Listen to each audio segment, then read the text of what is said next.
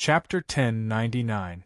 Back then, Sun Dongqing and Yi Zhifan were the ones who received the jade pendant from Miss Ye's mother. I didn't know what happened back then, until one day when Yi Zhifan was transferred to the town. After drinking, he said something incoherent. He roughly said that it was thanks to the jade pendant that he was where he was today. Coincidentally, the village chief, who I asked to take care of Miss Jian, overheard him. Uncle Zhen didn't seem to be as spirited as he was when he was talking to Yi Qian. His voice was as bleak as the autumn leaves. I rushed back from the army and found out that the jade pendant was in Yi Zhifan's hands. After leaving the pendant, I saw Yi Zhifan rise from the town government to the deputy mayor. He held the position of deputy mayor for 3 years. After that, he was promoted faster and faster. He went from deputy mayor to mayor, then to city mayor, and now to the provincial office in just 4 years. As Yi Zhifan climbed higher and higher, so did the owner of the jade pendant. That's why he had the power to promote a deputy mayor to a provincial office in just 4 years. Uncle Zhen had been paying attention to Yi Zhifan's promotion over the years. He knew that he couldn't let Yi Qian face Yi Zhifan head-on. Principal Chen picked up a peanut and put it in his mouth. His mind was racing. In other words, this jade pendant isn't a good thing for Yi Qian and Yi Qian's mother? You can say that. Uncle Zhen narrowed his eyes slightly. His serious expression had the wisdom of an old man who understood life. It's not a good thing for Yi Zhifan either. He was suddenly given so much power. Think about it. Why? There's no good or bad without reason. There's always a reason for everything. Ever since Yi Zhifan got the jade pendant from the village to the town, his career has been so smooth that it's amazing. The more I think about it, the more certain I am that someone is directly controlling Yi Zhifan. If an official is controlled by someone else, that official might become someone else's scapegoat. Principal Chen was shocked. He lowered his voice and said, "Are you saying that martyr Sun Xueqing was ordered to investigate the jade pendant, but unfortunately she was killed because she was exposed? Then why didn't the owner of the jade pendant immediately take it back? Why did they let Yi Zhifan have it and promote him so arrogantly? Aren't you being too high profile?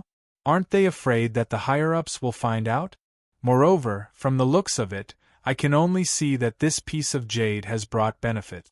It has allowed Yi Zhifan to rise all the way to the provincial office. Also, don't you think it's strange that Sun Yaozu was acquitted? Who investigated the case for him? Who overturned the case? I don't think it's possible for Sun Yaozu to appeal on his own. How could a fugitive throw himself at the muzzle of a gun? Are you saying that someone secretly helped him?" Uncle Zhen didn't think about this point. It was mainly because old lady Yi scolded Yi Zhifan that night and said that he raised an ungrateful person. Also, with Yi Zhifan's cautiousness, he wouldn't take the risk to help a fugitive. Principal Chen paused for a moment and said, "Sun Yaozu became an innocent person. He swaggered back home and started a big construction project. He held a big banquet and became a famous big boss in town. His actions were very high profile. It was as if he had found a big backer." This analysis caught a point. The two elders looked at each other and revealed a smile of understanding.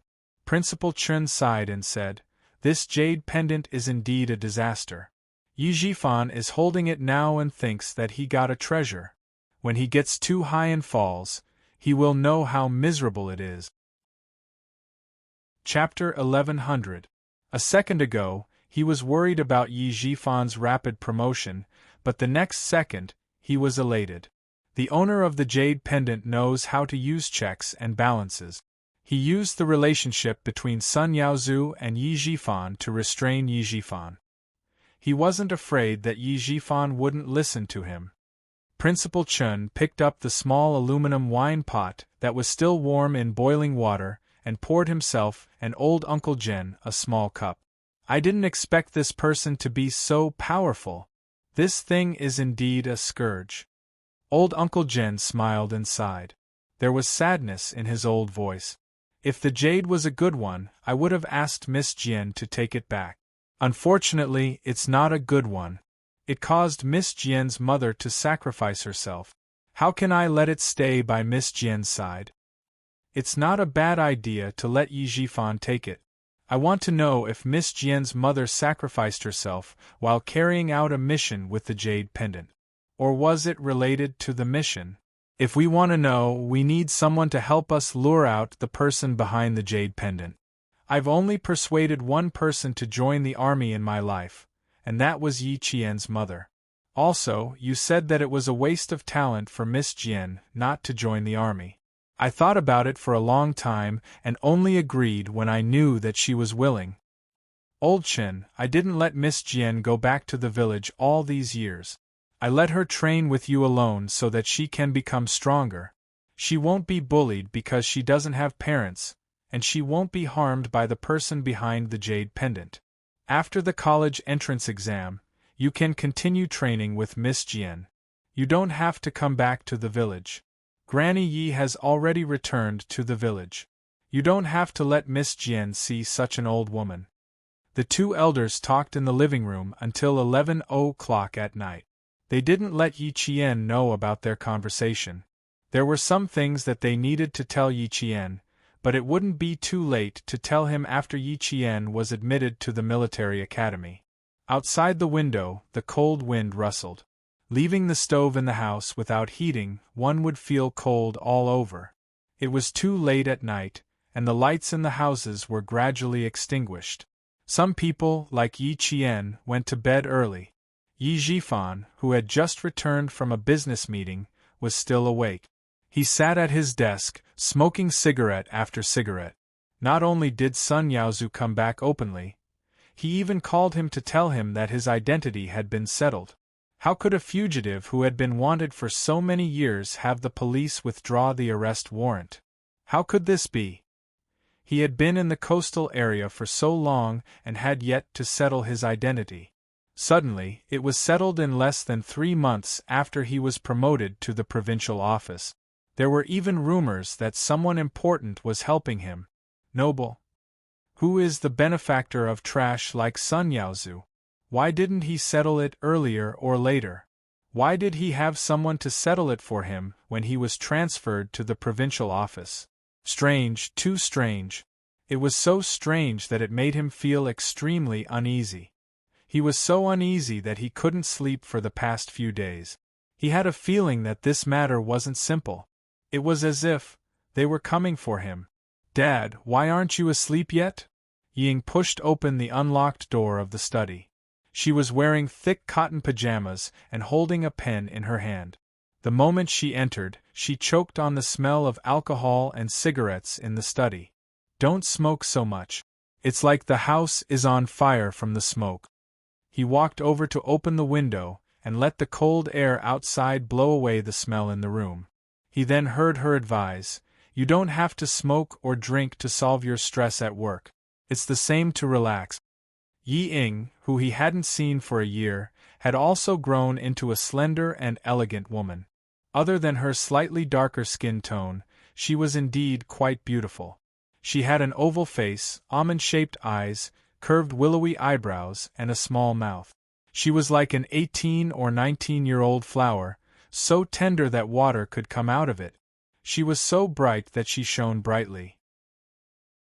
Chapter 1101. Yi Jifan pressed the cigarette butt into the ashtray and watched his daughter stand up. He frowned and asked, "Why aren't you asleep yet? It's so late. Did I wake you up?" His gaze fell on Yi Ying's right hand, which was holding a pen, and his frown deepened. "You're staying up late to revise again. You can't stay up so late just to study. Why didn't your mom remind you? Where's your mom?" "Dad, I'm revising secretly. Mom doesn't even know. I'm fine. You're the one who's in trouble."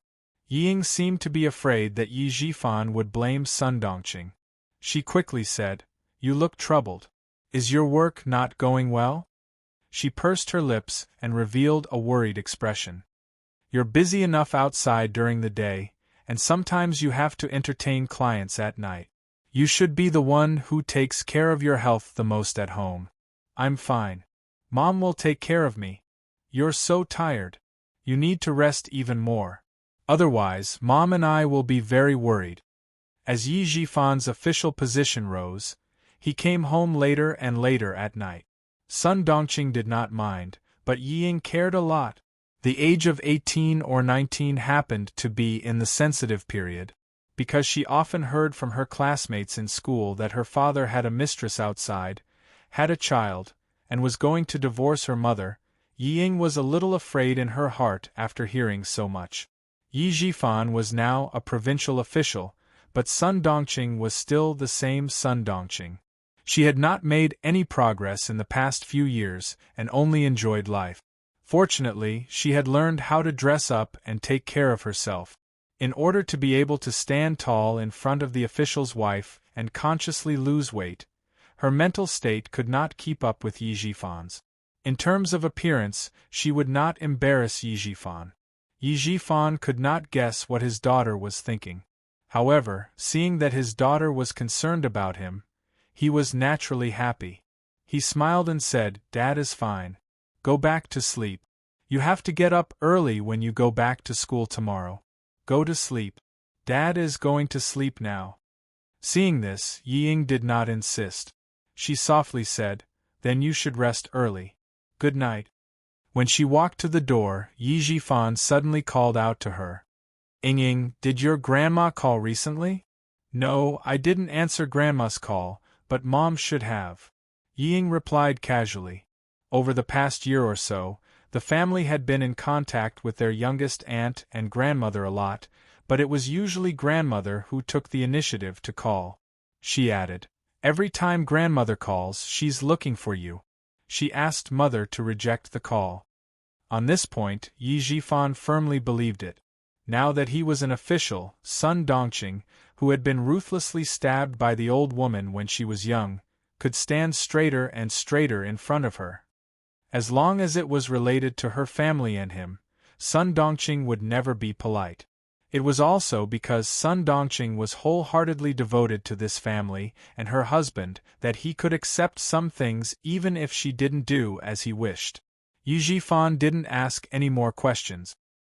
He motioned for his daughter to go back and rest, while he stayed in the study for a long time. The next day, Sun Dongqing, who was preparing breakfast for her daughter, said angrily, "What's wrong with your father?" She was like a firecracker early in the morning. When she asked him, she was even yelled at. "I asked him to send you to school, but he said he didn't have time. What kind of father is he?" "Mom, you should be more concerned about Dad. It's useless for you to worry about my studies. You can't help me. Instead of talking about Dad by my ear every day, why don't you ask Dad what happened these past few days? Also, Dad suddenly asked me if Grandma called last night. Dad never asks, but he suddenly asked me. Something must have happened. If you want him to be nicer to you, Mom, you should at least know what Dad is worried about." Chapter 1102. Why was it that some women could coax their men so well that they wouldn't dare to go against her if she told them to go east? Wherever she told them to go, the man could only go there willingly. It could be seen that coaxing people was a skill. Yiying was quite proficient in the art of coaxing. Ever since she learned that Wang Dandan's father had a mistress outside and did not return home for a few days, Yiying, who had a pretty good EQ, immediately realized the situation at home and felt a sense of crisis. So every time she saw Sun Dongqing's expression that said, "He dares to abandon me," she was always angry. But after all, she was her mother. Even if she was angry, she had to suppress it and remind her mother. "Mom, look at yourself. Have you said anything to Dad this week? Dad has been busy since the second day of the new year. He comes home at 11 or 12 o'clock every night. As his wife, have you waited for him? Have you cared about him? You said that Dad is always angry with you. Mom, I beg you to think about your own reasons, okay? Don't focus on me all the time. I'm already an adult. Don't I know how to take care of myself?" Ever since Yiying entered high school, Ying could make decisions for Sun Dongqing in some matters at home. Sun Dongqing could choose not to listen to her husband, but she must listen to her daughter. Seeing her daughter's cold expression, Sun Dongqing quickly took out a boiled egg and put it in Yi Ying's bowl to please her. She continued disapprovingly, "I've been married to your father for decades. Do you think I don't know what kind of person he is? Give him some color and he can start a dye factory. Eat an egg. I heard that eating an egg every day before the college entrance examination won't make you catch a cold. Eat. Her disapproval made Yi Ying's suppressed anger burst out. She slammed her chopsticks on the table and said angrily, "Mom, are you really waiting for Dad to abandon you before you know what fear is? Who is Dad now?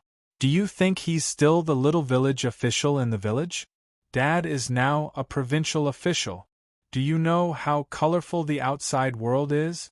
Do you know how many women are dreaming of being an official's wife? How old is Dad now?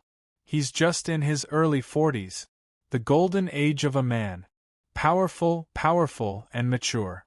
Mom, do you know how many people outside can't wait for Dad to leave you and divorce you?" Yi Ying had never said these words to Sun Dongqing before. At this moment, she finally couldn't help but burst out all at once. What she said really scared Sun Dongqing. After the scare, Sun Dongqing pulled a long face and shouted, "How dare he! When I was young, I followed him. In the end, I was harmed by that damned old woman. I didn't even have the chance to give you a younger brother or sister.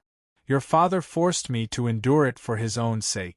I've suffered so much with him, and he dares to divorce me. Why wouldn't I? If Dad really dares to do so, what can you do? Was this a joke? Can you outdo Dad?" Yi Ying was so angry that she didn't even hear what Sun Dongqing said. She rushed back to her room without even finishing her breakfast, picked up her bag, and left with a bang. Sun Dongqing was stunned by her daughter's scolding. In her memory, her daughter had never lost her temper like this. What divorce? What golden age? Who cursed their own parents like that? That wasn't right. Why would she say those things out of the blue? Could it be that Ying saw or heard something outside and came back to remind her? Divorce her? Yu Jifan, how dare he? Chapter 1103. Her temper is becoming more and more like her father's. She gets angry at the slightest thing. Did I owe you two in my previous life? Sun Dongqing said angrily. She didn't look too good. Staring at the breakfast that was getting cold, Sun Dongqing thought for a while, and got up to call Yi Jifan. "Your mother called on the 3rd day of the new year and asked us to go over on the 6th day of the new year to move. I didn't agree. If you think there's a problem, call her and ask." Move? Yi Jifan, who wasn't in a good mood, had been dozing off in the car. When he heard this, he suddenly sat up and said in a low voice, "Move? What move?" Sun Dongqing, who had been scolded by her husband and daughter early in the morning, said angrily, "How would I know? I haven't seen her call to ask about our family in the past few years. Now that you've been promoted, she's trying to curry favor with you. How can I let her off so easily? Old Yi, let me tell you, your mother and I are mortal enemies in this life. Don't even think about being a filial son. For Sun Yaozu, she won't even let go of your career. Why should I be good to her?" Yi Jifan had a knot in his heart when it came to the past, but what was the point of mentioning it after so many years? The past couldn't be changed. The current plan was to find out who was secretly settling Sun Yaozu's matter. As for the old woman, now that Sun Yaozu's identity had been restored, would she still be involved in the company? Ask around and find out where she's moving to. Someone secretly settled Sun Yaozu's identity. Even I didn't dare to promise, but someone did it for them. Tell me, can I go against my mother now? She's been outside for so many years and her business is so big. Is it possible that they don't have any connections? They only contacted me because my surname is Yi and I'm my mother's son. Compared to outsiders, my son is much more reliable. Yi Jifan had never mentioned to Sun Dongqing that someone had promoted him behind the jade pendant, nor did he mention that he wasn't old Madame Ye's biological son. There were many things that couldn't be known by Sun Dongqing. Under such circumstances, he could only say this so that Sun Dongqing, who had put all her heart into the family, would restrain herself and even lower her head. Moreover, this time he really wasn't trying to scare Sun Dongqing. You can remember the past, but you can't mention it again. For the sake of Yingying's future, for the sake of our family, it's not time to fall out with my mother yet. With these words, Sun Dongqing was really intimidated. Like a shrew, she had followed her husband's rise to higher positions. She had seen more and more things. She could more or less distinguish between what was beneficial and what was harmful. Hearing this, her face turned ashen as she said, "Old fart, you really do have some ability. I'll call back to the village and ask her where she's moving. I'll call you once I know the answer." After that, Sun Dongqing hung up the phone and called the village head's house.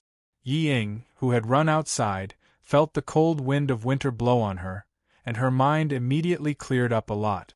The sentence, "because of that damned old hag, I didn't even have the chance to give you a younger brother or sister," flashed through her mind. Her heart suddenly skipped a beat. Why did she feel that this sentence was a bit strange? Coincidentally, the bus to the school came over. Ying temporarily suppressed the strangeness in her heart. She would ask about it when she got back at night. There were already many students from the provincial second high school on the bus. At the same time, there were also students wearing the provincial first high school's uniform. The bus passed by 2 schools. Even if Yi Ying didn't want to hear about Yiqian, she had heard about it for more than a year.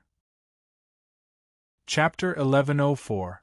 Although Yi Ying didn't continue her studies at the provincial high school, she knew everything about Yiqian. For example, Hua University and Shi University were both waiting for her to agree, but in the end, she rejected them. She even said that her first choice wasn't Hua University or Shi University, but other schools. What a joke! Hua University and Shi University were the best schools in the country. Who knew how many people dreamed of going to those schools? She gave them up just like that? How was that possible? Only those idiots in the provincial high school who had been deceived by her would believe her. She even rejected the direct enrollment of the best schools in the country and said that her first choice wasn't here. What, did she want to study abroad? Why didn't she take a look at herself first? Although she didn't continue her studies at the provincial high school, her competitive spirit was still there. Every time Ying heard about how Yi Qian did in the provincial high school, she would work even harder in the car. She was determined to compete with Yi Qian. Unfortunately, from the second year to the third year, she had never won against Yi Qian. Whether it was the big exams or the small exams, when she heard about Yi Qian's scores, Yi Ying, who was originally happy that she could enter the top 10 of the grade, was furious again. It seemed that no matter how hard she worked in her studies, she would never be able to surpass Yi Qian. The car drove steadily. There were piles of snow on the side of the road that hadn't melted yet. The gray and white had long lost the white of snow. At 7:00 in the morning, the third-year students from the provincial high school rushed to school to start their last sprint. Everyone's expression was tense. They were all worried about their future. They were afraid that they wouldn't be able to get into school, afraid that they wouldn't be able to get into Zhongshan, afraid that their results wouldn't be satisfactory. These students were worried about this and that, but the third-year students from the provincial high school were different. Everyone's face was full of smiles. When they met at the school gate, they said loudly, "Happy New Year, may you be rich. Give me the red packets." Damn, there are no red packets this year. I'll take them all. You even threaten me that if I don't get into university, I won't get any red packets. You're so pitiful. I took the red packets and played games during the day. I played crazily during the day and studied at night. Playing and studying at the same time. When the students from the other classes heard this, they didn't feel good. They were all students, Why was there such a difference?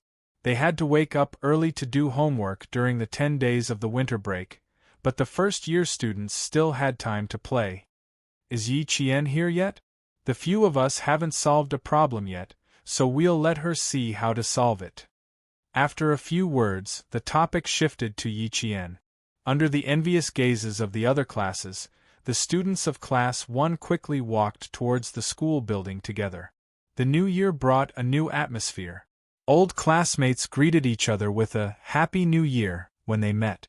Then, they took out the exam papers they had done during the winter break and started marking each other. In the second year of high school, the students of Class 1 of Grade 12 in the province developed the habit of marking each other's papers.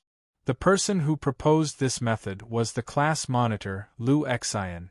The students of Grade 12 Class 1 had the ability to mark each other's papers. Everyone's results were outstanding. Every parent knew that the reason why their children could improve so much was because of the good learning atmosphere in the class. Some parents knew that the 5 roommates of Yi Qian, who had been in the same dormitory as him, were all in the top 20 and top 30 of the grade. Some parents even privately suggested to Teacher Tong that their children should go to the dormitory where Yi Qian had slept. They said that the dormitory had good feng shui and that there was Wen Chu Xing in charge. The students didn't know about this. When Teacher Tong found out, she didn't know whether to laugh or cry. She explained with a smile, "Then you're wrong. Yi Qian himself is in charge of our class. What are you worried about?" Chapter 1105. Although she didn't know whether to laugh or cry, she could tell that every parent had high expectations for their child. Yi Qian arrived at the classroom at 7:10 a.m. as usual. Then, like every morning last year, she was always surrounded by the most students. A happy day began with a lecture and ended with a lecture. This was the last semester of the 3rd year of high school. When she opened her eyes, she studied until she crawled into bed to sleep. Looking at the date of the college entrance exam on the blackboard, although the students' grades were good, they were still nervous about preparing for the exam. They didn't relax at all. Everyone gave it their all to get into a good school. Uncle Jen watched Yi Qian wake up early in the morning and train until 11 p.m. every night. Although his heart ached, he never said that he wanted to stop Yi Qian's training. The old man believed that only by enduring hardship could one rise above others. Little Jian has been able to endure hardships since she was a child. Her mother left her in the village for the old woman of the Yi family to take care of her for the first year. The little girl was not shy with strangers. When she was hungry, she knew to look for food by herself. When the old woman hit her, she still knew to hug the legs of the villagers. Actually, Uncle Jen didn't know what kind of life Yi Jian lived before she was 3 years old. He only heard about it from the villagers. While he was talking, this old man who had been through many wars couldn't help but wipe the corners of his eyes. He knew very well that Yi Qian had suffered before she was 14. He even watched her suffer. Back then, he mentioned that he wanted to bring her back and raise her. Everyone in the village and town was present. In the end, the one who changed his mind was Yi Qian. He spent a lot of effort on this matter and got this result. When he saw that she didn't have any ability to stand on her own 2 feet, he gradually gave up and didn't mention it again. Fortunately, in the end, this little girl finally stood up. She was no longer a coward who couldn't resist. Step by step, she finally became a good girl. I have to go back to the village tomorrow. I'm worried about Yi Zhifan. Looking at Yi Qian standing on a row of steel needles with a steel ball in his hands, Uncle Jen whispered to Principal Chen, "I have to go back to the village to take charge." Principal Chen said, "If Yi Zhifan really wants to join forces with Sun Yaozu, you won't be able to do anything even if you stay in the village. Besides, Sun Yaozu is such a person. I'm really worried that he might do something worse than a beast when the time comes." What he meant was that he was afraid that if he called people over, they would secretly harm Uncle Jen. If I'm going to be harmed, it depends on how capable the person behind Sun Yaozu is to protect him. Uncle Jen harumphed as a murderous aura appeared between his eyebrows. Now that you mention it, I really want to see it. Daring to harm a first-rank sergeant major, he wanted to see if he really had the guts to do so. Principal Chen smiled bitterly. Who knows? Sun Yaozu is now rich and has someone behind him. If he really does something worse than a beast, he can just find a few scapegoats to take the blame and he will be fine. Who can say for sure? You can't guess it and neither can I. We can only be careful. Besides, Miss Jian is happy that you're staying here. Listen to my advice. Stay here and wait for Miss Jian to finish her college entrance exam. After the cutoff score is out, you can accompany her to the military academy. Miss Jian and I are really worried about returning to the village. Chapter 1106. Yi Qian didn't want Uncle Jen to go back to the village. She wiped the sweat off her forehead after training and objected. It's true that living here isn't as comfortable as living in the village. There's no one to chat with you, but you've only been here for 2 days. How can you go back so soon? I won't object if you want to go back, but you have to rest well first. It takes 18 hours to travel from our village to the provincial capital. How can you take it if you haven't rested well? I even heard you coughing in the wee hours of the morning. 4 years had passed, and Uncle Jen had aged a lot. He was like an old pine tree. Although his back was still straight, it was showing signs of withering. Yi Qian looked at the old man who had changed her life. Tears welled up in her eyes. Girl, you're speaking with such authority now. Even the look in your eyes is imposing. Grandpa Jen coughed softly, like a broken blower that had lost its power. Grandpa is getting old. It's not comfortable living outside. I miss home. When one was old, they would want to return to their root. No matter how comfortable living outside was, it was not as comfortable as living at home. Uncle Jen's uneven coughs came from the living room. Even his back was bent a little. Yi Qian looked at the old man's thin body in his cotton jacket. Suddenly, her heart thumped heavily. Then, an uncontrollable wave of panic washed over her like a tidal wave. She almost couldn't stand still. Panicking, she grabbed Uncle Jen's skinny hand and said softly, "If you really want to go back, I'll go with you. Is that okay?" The 3rd year of high school started a week early to make up for the missed classes. She could ask the teacher for leave and come back when the classes officially started. Girl Jian. Uncle Jen suppressed the itch in his throat and said sternly, "School is school. You have to attend classes properly. How can you do whatever you want? The school has its rules, and the class has its rules. As a reservist who is valued by the military, how can you ignore the rules and discipline?"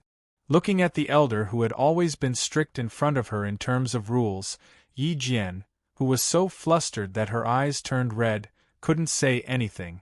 Her lips moved, and she couldn't say anything that was difficult to say. In her previous life, when Yi Qian returned to the village after school, she only found out that Uncle Jen had passed away a few years ago. As for how many years it had been, she did not ask. She secretly returned to the village to see Yi Ying's glory, then saw her own downfall, and then quietly left the village. That year, he was 21 years old. Now she was 18 years old. It took him less than 3 years to reach the age of 21. At this moment, her heart was filled with regret. She regretted not going back to spend more time with this elder who had changed her life. She regretted not thinking in this direction. If she could start over in this life, did that mean that Uncle Jen did not have to follow the same path as he did in his previous life? Would he be able to live a long life? Yi Qian thought to herself, but when she saw Uncle Jen's skinny hands holding the gun, she panicked to the point that her heartbeat became irregular. She panicked to the point that all she wanted to do was to keep this elder here. The college entrance exam is only a few days away. Girl Jian, you can't let your guard down, okay?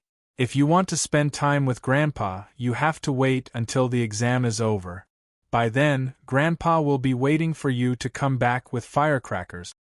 Uncle Jen could see that Yi Qian was afraid, but he didn't know what she was afraid of.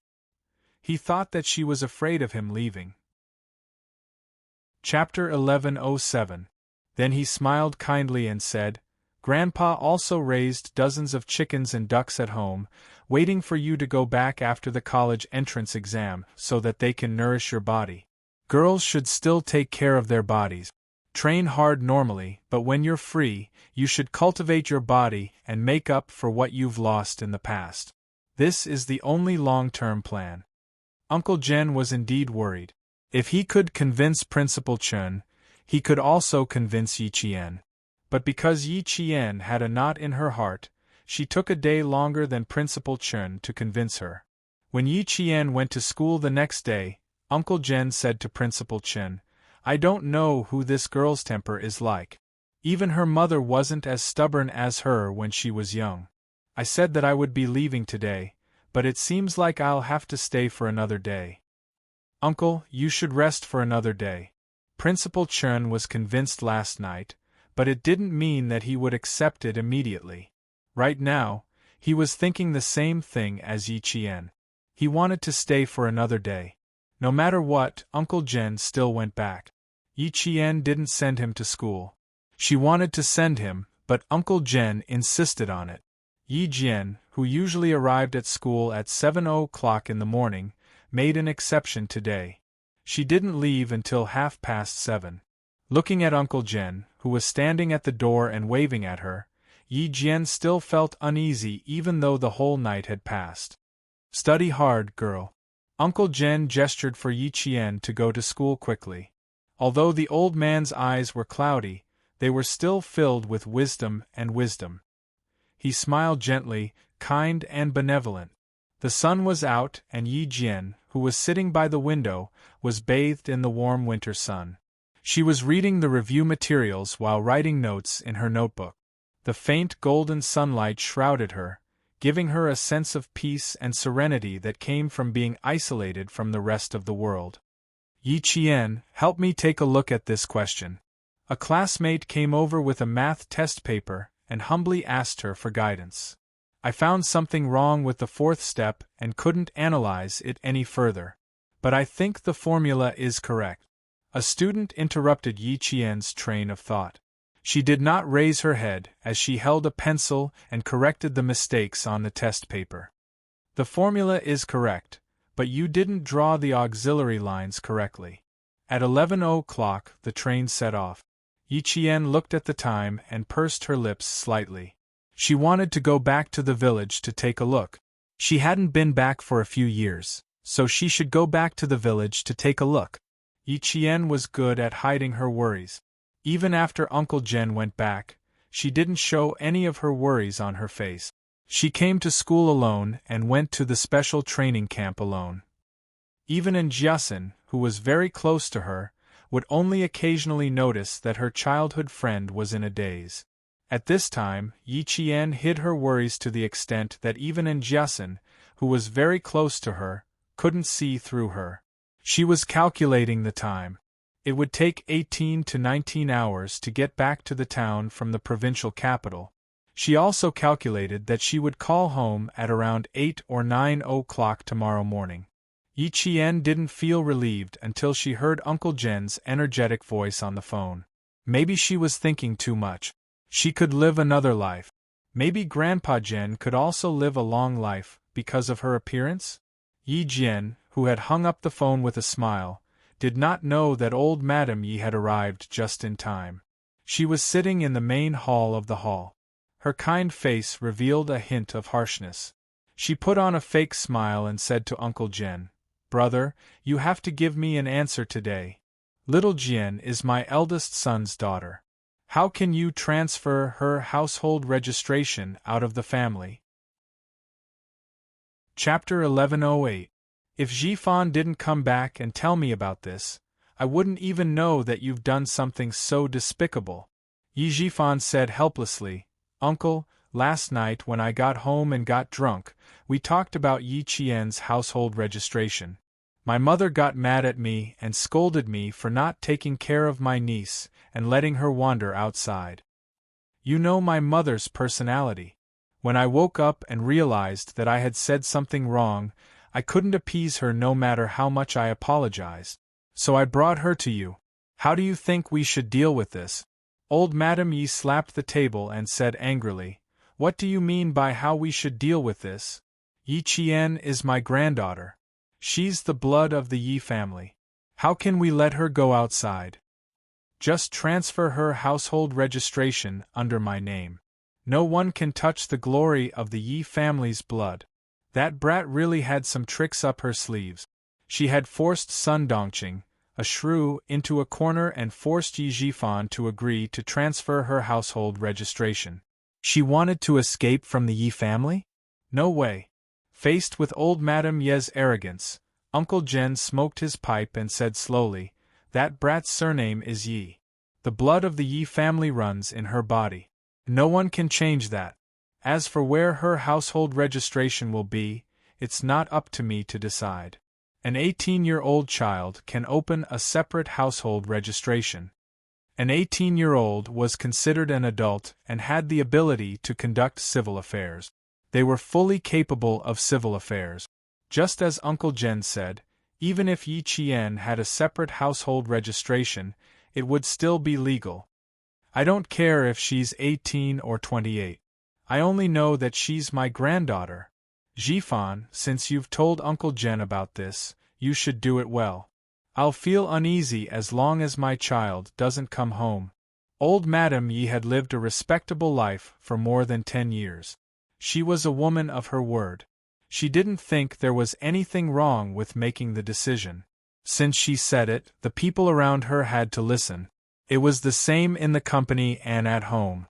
She didn't believe that a man of several decades couldn't take care of a young girl. Although she had reached an agreement with Yi Jifan, it didn't matter if she showed some sincerity first. Only visible sincerity would allow the cooperation to continue for a long time. Only by tasting the sweetness would he know his family's attitude. As Yi Jifan watched, he sneered in his heart. At the end of the day, all she did was show up. She was still the one who had to do the actual work. She then sighed and said, "Mother, I think what Uncle said makes sense. No matter where Yi Qian's household registration is now, she will always have the surname Yi. No matter where she goes, she will still be Big Brother's daughter. I think it's better if you don't take it to heart, so as not to hurt the harmony between neighbors." What did he mean by that? Was she trying to undermine him? Old Madame Yi, who was infuriated, sneered. What an ingrate! Everything was fine last night, but he changed his mind today. I haven't even blamed you for raising a good granddaughter of mine outside, but you're helping an outsider to anger me. Old Madame Yi was furious. She had wanted to quickly get Yi Qian's household registration out and then tamper with it a little. Now that she had finally made a move, it was going to cause more trouble. How could Uncle Jen not understand when he heard this? They wanted to work together to restrain Yi Qian, but in the end, there were still benefits to be discussed. He didn't even make a move and started fighting among himself. Fight, fight, fight. The fiercer they fight, the less it will affect Unyielding. Chapter 1109. You two don't have to argue in front of me. You don't have to worry about Miss Jian's household registration. As for the Yi family, you don't have to worry about anyone taking advantage of Miss Jian. I'm an 80-year-old old man, and I don't have much time left. I can't take advantage of her. Old Man Jen said coldly as he placed the copper pipe back on the table. His old but dignified face revealed a hint of coldness. Yi Jifan and old Madame Yi didn't dare to speak loudly again. In Shuku village, Uncle Jen had always been respected. Miss Jian was about to take the college entrance exam, and they still wanted to do something? They had to see if they had the ability to do so.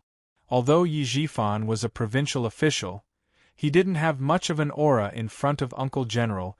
He didn't have the guts to confront a first-grade sergeant major who didn't even need to salute the chief. He quickly apologized. "Uncle, don't be angry. It's my fault for saying something I shouldn't have. Yi Qian's surname is still Yi. My mother is old and conservative. Plus, she was worried about her own granddaughter, so she was rude. Please don't take offense. Good fellow, not only did he clear his name, but he also successfully pushed all the blame to old Madame Yi. It seemed like Yi Jifan was used to pushing the blame to others. That was why he was so skilled at it. Second brother, it seems like you want your sister-in-law and brother to die with grievances. You received benefits from your sister-in-law and promised me to take good care of Yi Qian. You didn't want to take responsibility after receiving benefits. I didn't expect you to be this kind of person.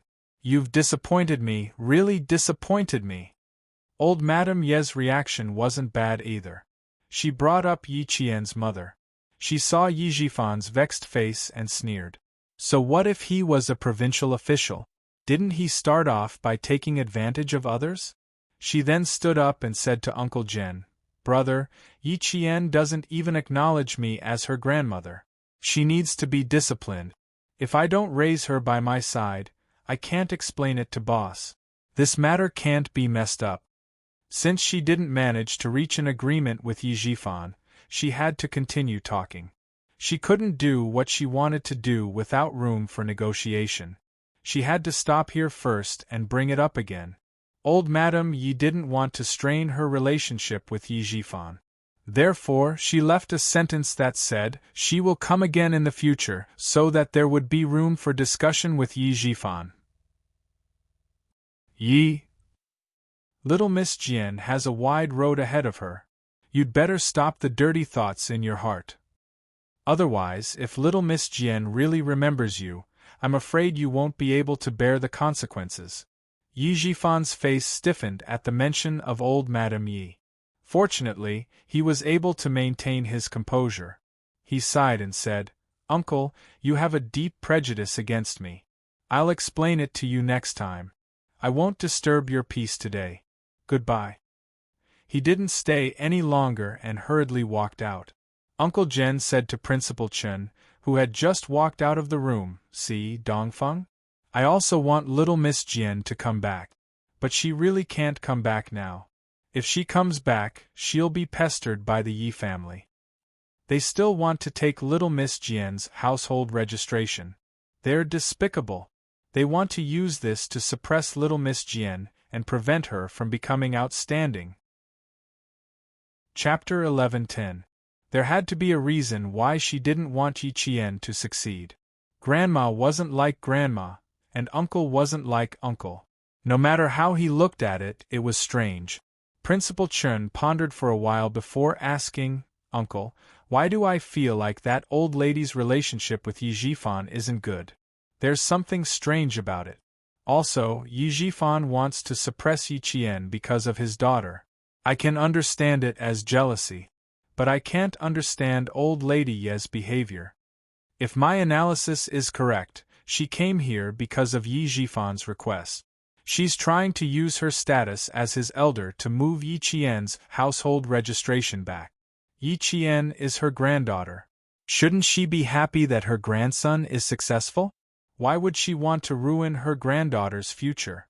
Others might not be able to see through the problem, but Headmaster Chen could see the problem from the two verbal conflicts. The Yi family situation isn't that complicated. It'll take a few more hours to explain. Uncle Jen sighed softly and told Principal Chen everything that Yi Qian didn't know. "It's good that you know some things. I'm afraid that when I pass away, no one will tell her those things." He had just started, but the information revealed in his words already made Principal Chen surprised. "No one will tell Yi Qian those things? What are they?" Yi Qian's house was at the end of the village. There was a mountain at the back and a stream at the front. There weren't as many villagers coming and going as there were in the village. The two oiled doors of the main hall were wide open. There was no need to worry about people eavesdropping. Uncle Jen spoke very slowly, and every word he said shocked Headmaster Chen. In the end, Headmaster Chen could only say two words: "No wonder, no wonder, no wonder." No wonder they were not mother and son. They were adopted. If that was the case, it was normal for their relationship to be strained. No wonder Yi Qian didn't look like old Lady Yi. So that's why? Principal Chen was extremely shocked, and had not yet calmed down. He asked again, "Why didn't old uncle let Yi Qian know about this?" "There's no harm in telling her about it. You don't have to tell Unyielding about these things for the time being. You can only tell her when the Yi family continues to cause trouble." Uncle Jen shook his head.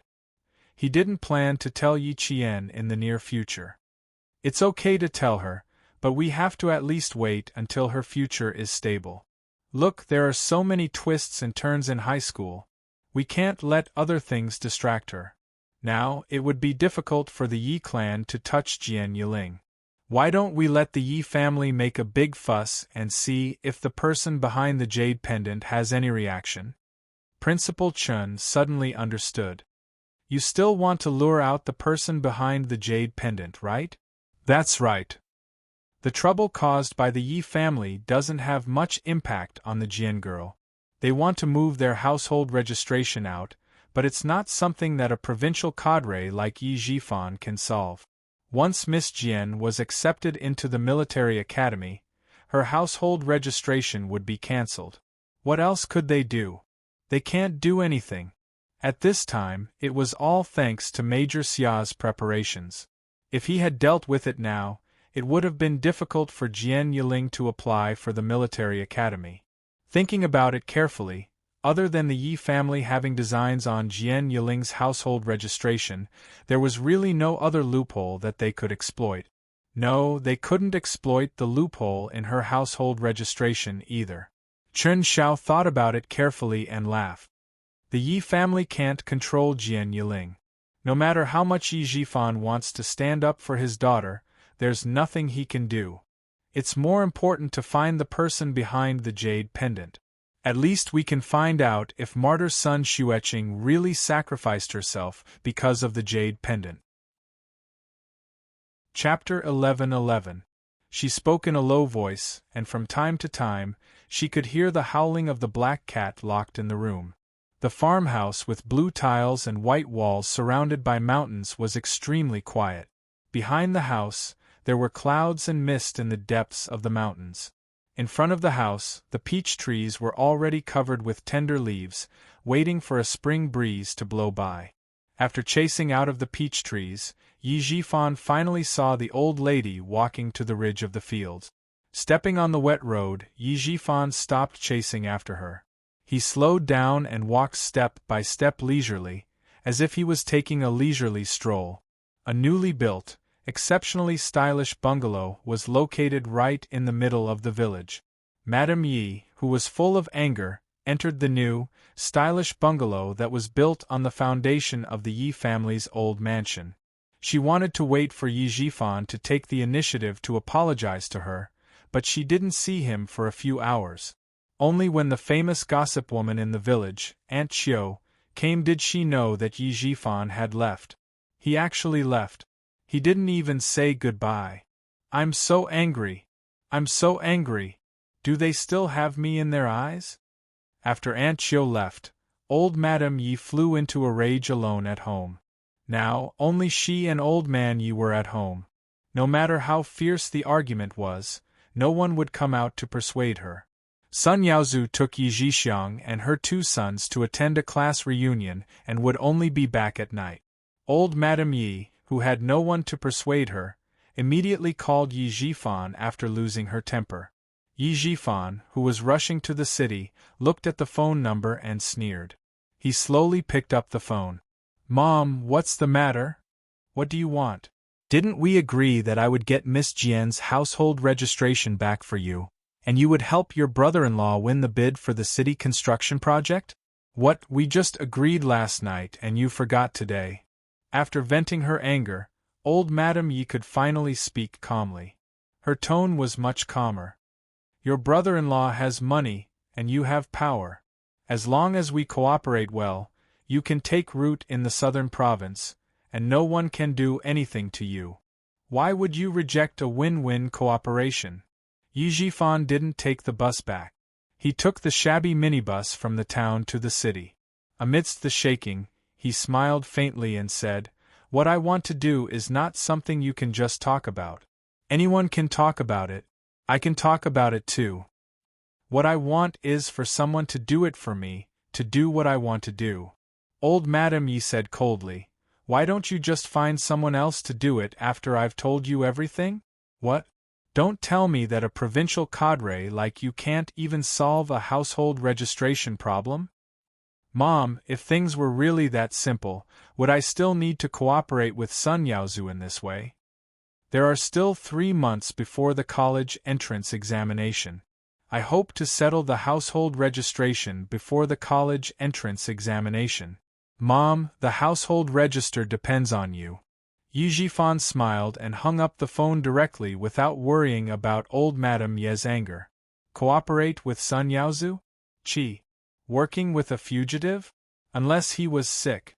He just wanted to see if there was someone behind him. There was definitely someone behind Yi Qian. He had been secretly investigating for the past few years, and even sent people to keep an eye on him at school. However, there was no news. There was news from the underworld that a girl named Yi Qian had a good relationship with Master Ho San, the boss of the Southern Province Road. It was also said that Master Ho San had dealt with a few hooligans for her. He also investigated after the incident, but found nothing. How could a student and a boss of the underworld have a good relationship with each other? Chapter 11-12. She didn't know who was behind Yi Qian. She didn't know if the person behind Sun Yaozu was the same as her. She didn't know anything. Since she didn't know anything, she had to investigate. She had been investigating for so long without any progress, so she had to find another way to investigate. Just as Uncle Jen said, Yi Jifan, who had been promoted so quickly because of the jade pendant, felt uneasy. He always felt that the person behind him could push him up and throw him down. He couldn't help but wonder if the person behind him was a high-ranking official in the capital. Old Madame Yi was so angry that she almost smashed the microphone. However, she couldn't do anything about Yi Jifan. After all, her family needed his help. I hear you throwing a tantrum every day. Can't you have some peace and quiet? Old Man Yi, who was sitting outside, had his hands behind his back. He bent over and entered the room. His old voice was dry as he gasped for breath. When you brought him home, you should have known that he wasn't your biological son and that he wouldn't grow up well. Old Madame Yi, who didn't have to worry about not having a son, gritted her teeth and said hatefully, if you hadn't urged me, I wouldn't have had to bring back an ungrateful brat. Then do you think this son has grown up well? Old Man Yi replied indifferently. Then, he put his hands behind his back and left with a carefree look on his face. He couldn't make the decision for his family. If he continued to talk about it, he would only embarrass himself. Old Madame Yi, who had been angry for a few times, felt her heart clench in pain. She was angry, but she didn't lose her mind. Since Yi Jifan was determined to transfer Yi Qian's household register back, for the sake of their future cooperation, this matter had to be done properly. When her daughter and son-in-law came back, she had to make a trip to the provincial capital. She had to personally go to the provincial capital to look for Yi Qian. She wanted to see if he dared to be unfilial to his elders in front of the school's leaders. Yi Qian, who was sitting in the school, didn't expect old Madame Yi to personally look for him. The next day, during the Lantern Festival, he happily called back to the village to talk to Uncle Jen and Principal Chun. Someone from the army also came. A basic officer brought 2 soldiers to deliver glutinous rice balls and medicinal wine to rub the legs. There was also a military doctor accompanying them. Yi Qian's call was very coincidental. The officer had just finished examining Principal Chen's body. Yi Qian felt relieved when he saw soldiers from the troops stationed at Fujian town coming over. They come to visit me every half a month. They help me clean up and tidy up my room. Occasionally, I go to the army to guide them. When I'm old, sometimes I don't feel like moving. Just sitting quietly at home feels good. Looking at the busy figure in military green, Uncle Jen laughed and said to Yi Qian, when the time comes, I'll hand over this house and the secret passage that leads to the army to your Uncle Chen. The huge cave behind the mountain that led to the army was dug during the anti-Japanese war. Later on, the garrison troops kept expanding the cave until it reached its current size. If Yi Qian's mother was right, she would be the one guarding the connection between the army and the village. Yi Qian smiled happily and said, "You also have to see if Uncle Chen is willing. If Uncle Chen is willing to sit with you in the village when the time comes, that would be great." He conveyed her words to Principal Chen. After a while, he laughed and said, "Little Jian, Shuku village is such a good place. Even if you didn't say anything, I would still want to live there. In about 100 days, I'll go back to the village to accompany my old uncle. I'll also go to the army once in a while. That's enough for me." Chapter 11-13. Principal Chen, who was in his 50s, had been through the same war and had a lot to talk about with Uncle General. If the two elders could live in the same place, Yi Qian would be relieved. Regarding this, Uncle Jen agreed wholeheartedly. The soldiers who came to visit Uncle Jen never showed up in front of the villagers. The villagers were used to Uncle Jen celebrating the Lantern Festival alone. On the Lantern Festival, Uncle Jen, Headmaster Chen, and several officials in the army celebrated a lively festival. Principal Chen left Shuku village before dawn on the 16th day of the first lunar month. Uncle Jen, who was sending him off, reminded him, "Remember, don't tell anyone that Yi Qian's wife is back. I have He Jie with me, and normal people don't dare to break into our house." Before dawn, Uncle Jen, who had sent Headmaster Chen out of the village, was smoking a pipe and laughing. "I live in peace and quiet by myself. I have He Jie with me, and normal people don't dare to break into our house." He Jie, the Tibetan mastiff that put its forelimbs on Yi Qian's shoulder when they first met, was now an adult. It was even more majestic now, and people in the village didn't dare to get close to it. Sun Yaozu and old Madame Yi didn't know that Uncle Jen had a Tibetan mastiff by his side. When they found out later, they were so scared that cold sweat broke out on their back. The mountain village was obviously much colder than the provincial capital. When they arrived at the entrance of the village, Principal Chen didn't want Uncle Jen to send him off anymore. "Uncle, you don't have to send me off. Yesterday, the military doctor told you to keep your legs warm. When Miss Jian is admitted to school, I will come back to the village to accompany you." Principal Chen, who was all alone, had a similar life as Uncle General. He had no parents, no siblings, and no daughter of his own. The two elders had poured their life's efforts into Yi Qian. Now that Yi Qian needed to go on a long journey, they were relieved to let their young eagle fly and enjoy their old age. "I will wait for you to come back. When you come back, we can go for a walk in the mountains and the fields. We can also wait for Miss Jian's call." Principal Chen laughed heartily. "Soon. It's March 2nd now. There are still 100 days before Miss Jian's college entrance examination. I'll invite you to go fishing then." It was early spring and everything was still waiting to wake up. Principal Chen brought the dry goods from the village back to the provincial capital. Yi Qian had been waiting for Principal Chen to return. When he learned that Uncle Jen was in good health, the smile on his jade-like face was as clear and bright as the gurgling water in a mountain stream. "Uncle Chen, can I go back to the village on May 1st? I want to go back and take a look. I haven't been back for a few years. I miss home." Even if she wanted to go back, she couldn't make the decision on her own. Now that she had entered the special skills training, there was a training schedule every day that couldn't be interrupted. If she really wanted to go back, she had to prepare. If it was in the past, Principal Chen would definitely agree, but with Uncle Jen's order, he couldn't. He smiled and said, "You're making it difficult for me.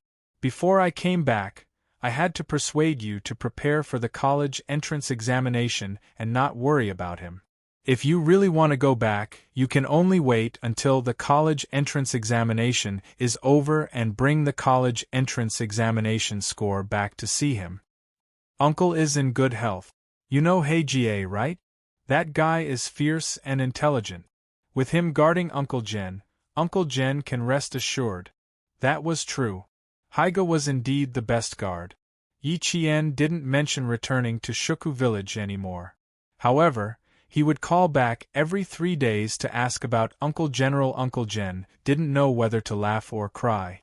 On May 1st, there were 7 days of holiday.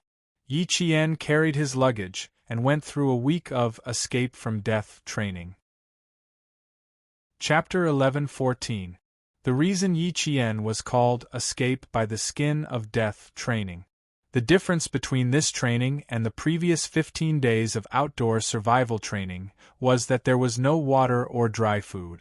Yi Qian would be placed in a ravine and her food supply would be completely cut off. She would have to figure out a way to survive. This week, Yi Qian would probably have to eat a lot of things. For example, she would have to eat vegetarian food, such as roots and tree bark. For meat, she would have to eat rats and birds. No fire, no cooked food, no water, no raw meat, and no raw food for a week.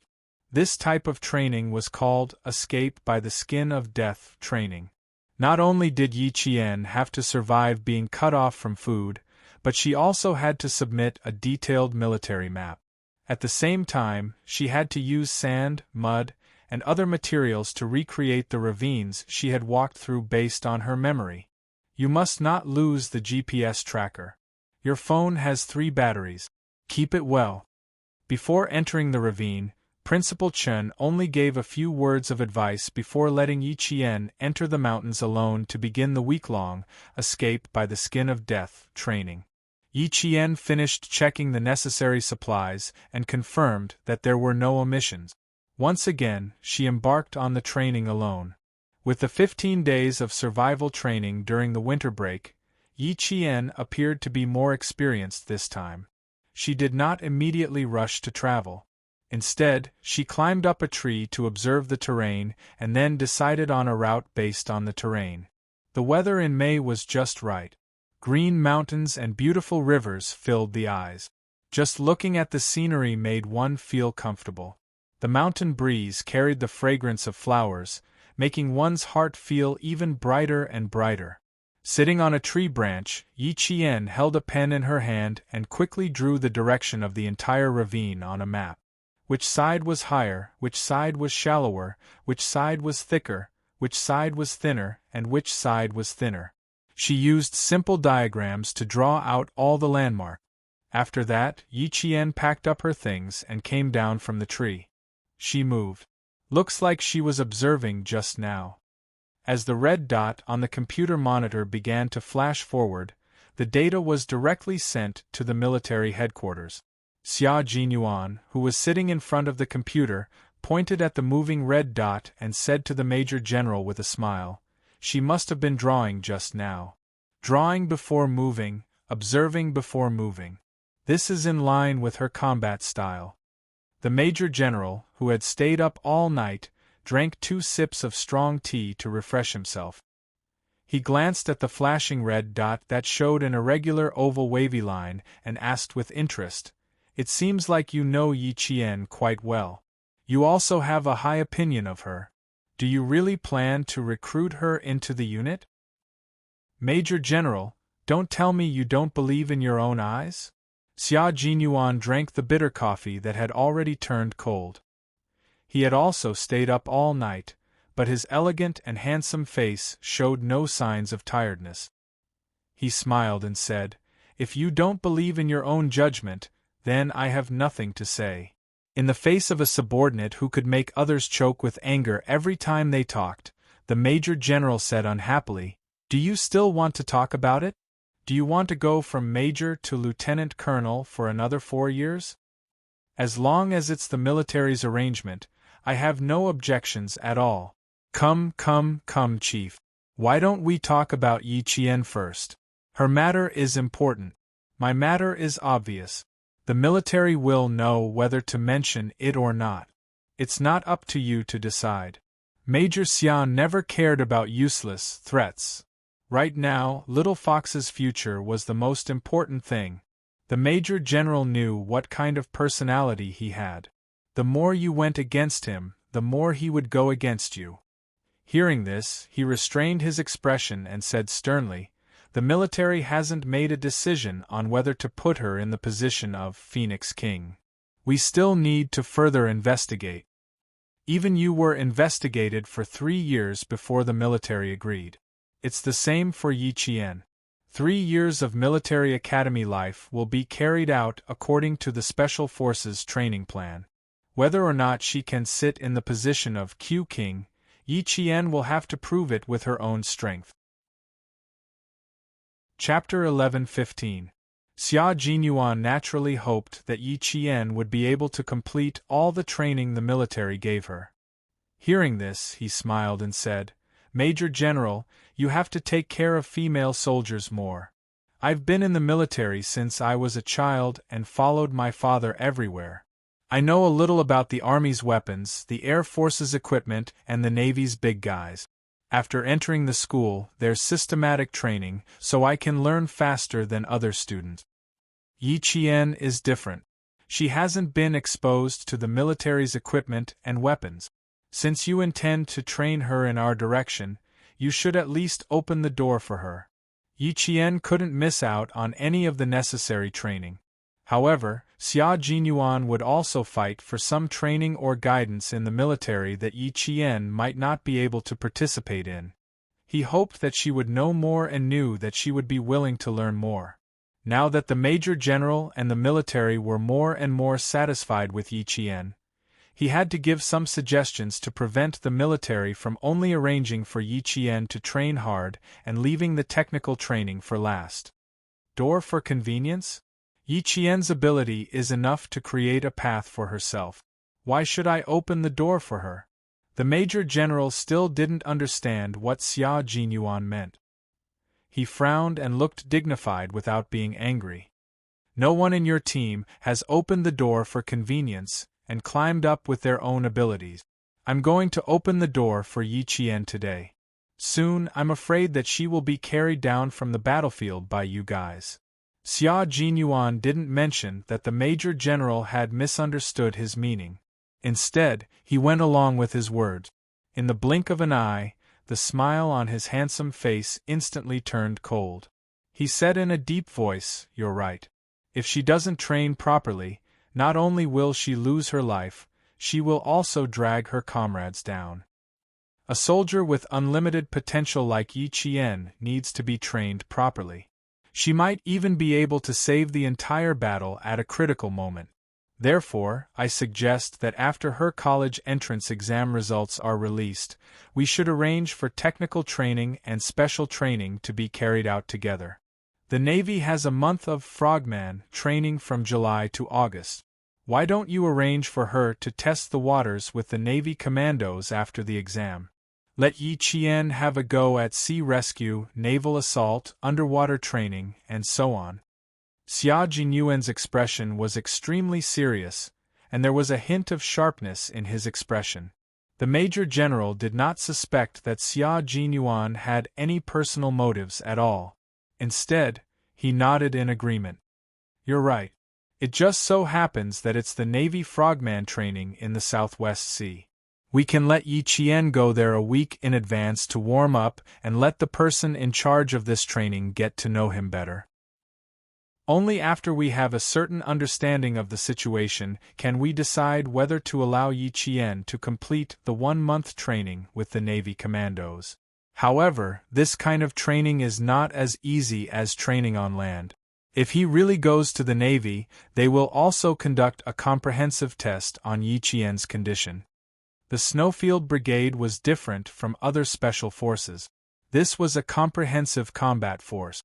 The special forces of the Snowfield Brigade needed to know how to fly in the sky, run on land, and swim in the sea.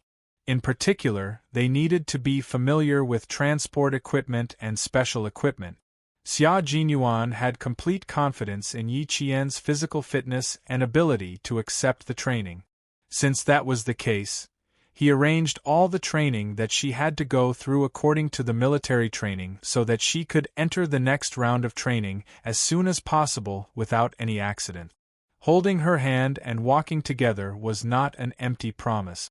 Xia Jinyuan had always kept it in mind and had never forgotten it. Chapter 11:16. He didn't have any objections to the Major General's words. After listening quietly, he added, "These are all essential training.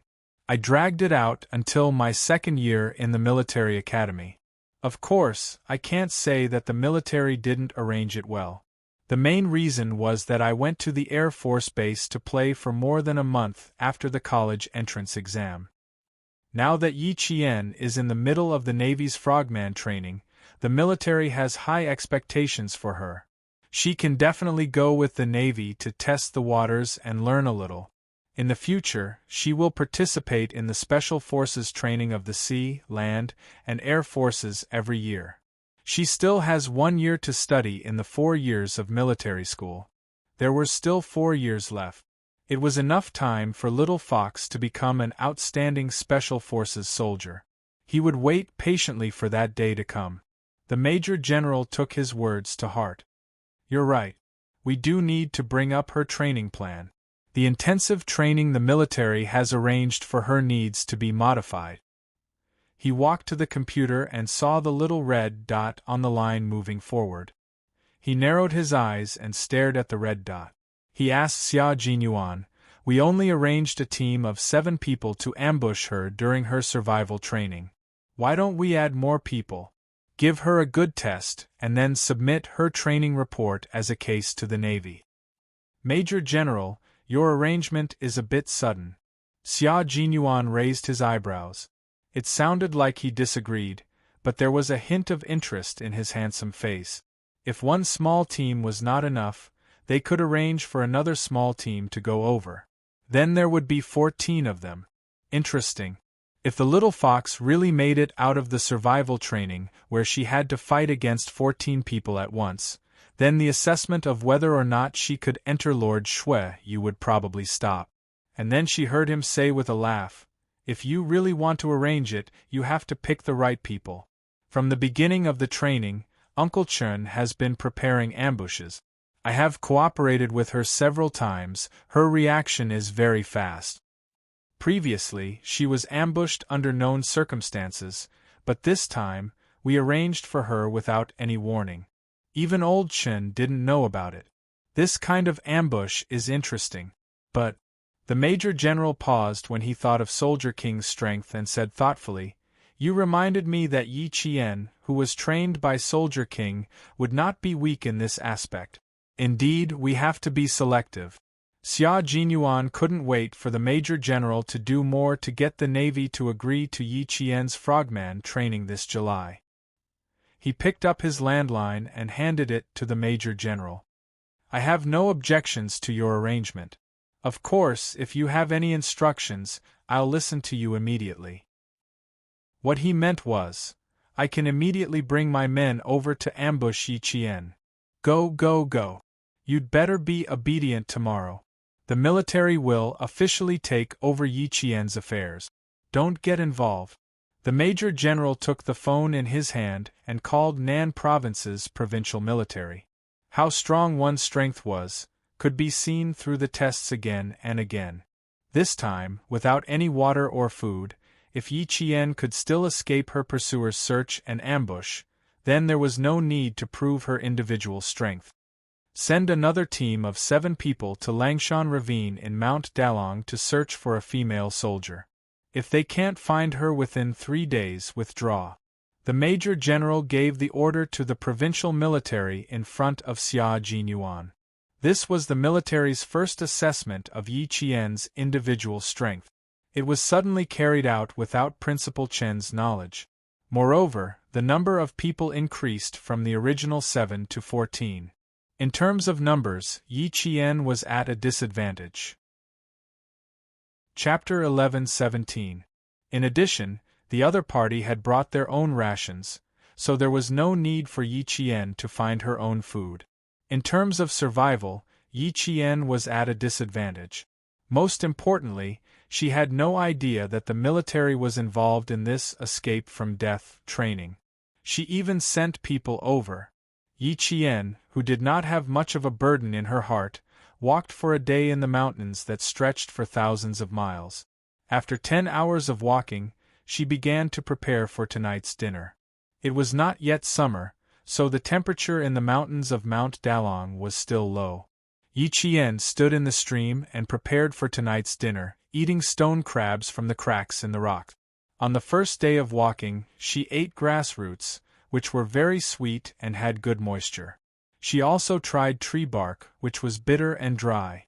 The fiber was so thick that it cut her throat. She had not eaten any rats or snakes yet.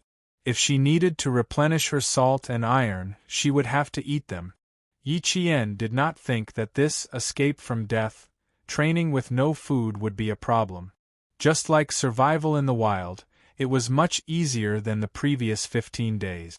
After eating about 10 stone crabs the size of beer caps, Yi Qian could not eat anymore. Before the sky turned dark, Yi Qian wiped away her traces and found a place to rest for the night. A nameless tree that grew out of the cracks in the rock. She was the only one in the mountains. The wind blew, bringing with it the sound of leaves rustling. Yi Qian climbed up the tree nimbly, tied her backpack tightly, and rested her head on it to rest for the night. The wind was very strong, and the temperature dropped by around 10 at night. Several dark figures passed through the darkness and headed straight south. These were the soldiers sent by the provincial military. One team needed to chase after the female soldiers they were chasing, and the other team needed to go to the front to carry out an ambush. If they couldn't catch the female soldiers in training within 3 days, they would withdraw. They would be dismissed as a failure. It was a bit embarrassing that 14 people could not capture a single female soldier. However, it was said that the female soldiers they were chasing were different from ordinary female soldiers. During the pursuit, they could not treat them as ordinary female soldiers. They had to be more vigilant. Cut in from here. The two of you set up an ambush. Remember, you can only capture him alive. The sky was just beginning to brighten when a team of 7 arrived in front of Yi Qian. The team leader was the one who ordered them to take action. Wait until the target enters your line of sight. Don't rush into action. These female soldiers aren't simple. We have to be careful. Rest for 2 hours and take turns to be on guard. The leader of the team confirmed the deployment plan again and asked the soldiers to remember the checkpoint they were guarding. He waved his hand and told them to rest for 2 hours. Tomorrow they would arrive at the mountainous area at 10 in the morning. After that, they would head into the mountains and march for 16 hours straight. Now it was 3 in the morning, so they could sleep until 5 in the morning to replenish their energy. It was not very quiet in the mountains at night. The chirping of the insects did not stop for a moment, but it was not noisy.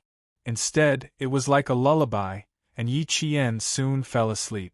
Even with the lullaby in her ears, she couldn't stay in a deep sleep. Without someone on guard, no matter how solid the environment was, her heart wouldn't be at ease. In addition, she had been eating raw food all day. After sleeping until 2 in the morning, Yi Qian woke up hungry. She had entered the period of hunger, and this would happen every day. Yi Qian woke up again at dawn. She scooped some cold water from the stream to clear her mind. Under the faint sunlight, Yi Qian looked at the compass, opened the map, and marked it with a pen. She murmured softly, "It's a bit of a detour to follow the stream from here. It's a bit steep to cut this way." Chapter 11:18. That won't do either. It's a waste of time even if it's steep. Even though it's a bit of a detour along the mountain stream, I can still make up for the time lost if I walk faster. After planning the next day's itinerary, Yi Qian began to draw a map of the terrain that he saw. As part of his training, he couldn't forget it. In order to replenish his protein and prevent his hunger from affecting his movements, Yi Qian caught a non-venomous snake that was in estrus and made it for his breakfast. The earthy taste filled his mouth. Raw meat tasted bad, but as long as it could replenish his protein and energy, and drive away his hunger, he could swallow it down after a few bites. As for parasites, they weren't even in his consideration. That was why he had so much time to think about these and other things. When it came to survival, there was only one thing that he had to think about: filling his stomach. Spring was warm and the flowers were blooming. From late April to early May, the snakes were in their estrus period. Early in the morning, Yi Qian saw the male and female snakes making clear and bright sounds that sounded like they were hitting rock. When he looked up, he could see the snakes entwined together on the branches. When he looked down, he could also see them in the cracks of the rock. Faced with these scalp-numbing snakes, Yi Qian's gaze swept over them and fell on the abnormally broken branches. The creases were very fresh, and there were still wet twigs that had condensed into milky white bead. Yi Qian broke the same branches and observed whether the twigs condensed into beads faster or slower. After 5 minutes, there was still no twigs. Yi Qian looked up to the south. Someone had passed by last night, and it looked like they were heading in the direction of the mountain stream that she had chosen. It was normal for people to pass by in the mountains. Some were secretly hunting, and some were villagers who went to the highest peak of Mount Dalong to dig for herbs. Anything was possible. However, the traces that they left behind would not be deliberately erased. If they walked past, they walked past. If they stepped on it, they stepped on it. There was no such thing as erasing the traces. Experienced poachers would usually erase the traces they left behind in order to cover their tracks. However, there weren't any rare animals in Mount Dalong. There were only small animals like pheasants and rabbits, so it wasn't worth it for people to risk their lives to hunt in the middle of the night. Villagers who didn't dig herbs, hunters who didn't hunt, after eliminating those who weren't dangerous, the only ones left were those who were dangerous. Yi Qian's gaze turned cold. He held the dagger in his hand and continued walking south along the stream. Is it possible that he didn't take this path? I didn't see any traces along the way. Firstly, I didn't bring any water. Secondly, I didn't bring any food. Even if you're looking for food, you should leave some traces. About 5 kilometers away from Yi Qian, a few soldiers in jungle camouflage passed through the mountains. They stepped on the green moss as they searched for the correct location. Reporting, Captain Xiao, we didn't find anything here. Captain Xiao, did she go in the wrong direction? Lost your way in the mountains? Team B arrived at one of Yi Qian's training destinations, but they did not find any traces of her in this area, so they were suspicious. Captain Xiao was also a little puzzled. Logically speaking, there should be traces left behind by her. He turned to his comrades and said, "Go to the stream and search again." If the female soldier was lost, they definitely had to find her. However, he was afraid that the female soldier wasn't lost. It was them who couldn't find her. "Yes, sir." A few voices sounded in unison. They quickly spread out to search by the stream. After searching for about 10 minutes, Captain Xiao contacted the provincial military and reported their situation one by one. "Commander, we searched the place where she rested last night but didn't find any traces. Do you think it's possible that no one came here?" Chapter 11:19. For Captain Xiao and the others, the mission was a bit sudden. They were also training in the army when they were suddenly told that a female soldier was undergoing special training and needed their cooperation to complete the assessment of the female soldier. Now, the female soldier was nowhere to be seen, not even a trace of her. Where were they going to find her? What if the female soldier got lost? The instructor in charge of Team A and Team B heard this and said to the captain of Team B, "We confirmed that the female soldier has been moving in the direction given to you." The military leader said that this female soldier is not an ordinary female soldier. If you can't find her in 3 days, retreat. Moving in the direction given to them meant that they didn't find any traces left by the female soldier. All traces were erased by her. Captain Xiao, who was about 1.72 meters tall, had a cold expression on his face. After ending the call with the military, he immediately led the team to chase after the female soldier. After Yi Qian realized that there was a group of unidentified people in front of him, he became more careful. Although he walked carefully, he didn't slow down. Walking along the woods on both sides of the stream, Yi Qian's military boots stepped on the wet moss. With a cold gaze, he acted like a real warrior, embarking on his own journey. Yi Qian's diet was cut off. He relied on all kinds of raw food to maintain his life. He walked until about 11 o'clock in the afternoon and stopped. On the computer screen where he could see her location signal, the red light that represented her was still flashing and didn't move forward. Stop about 1 kilometer away from Team A.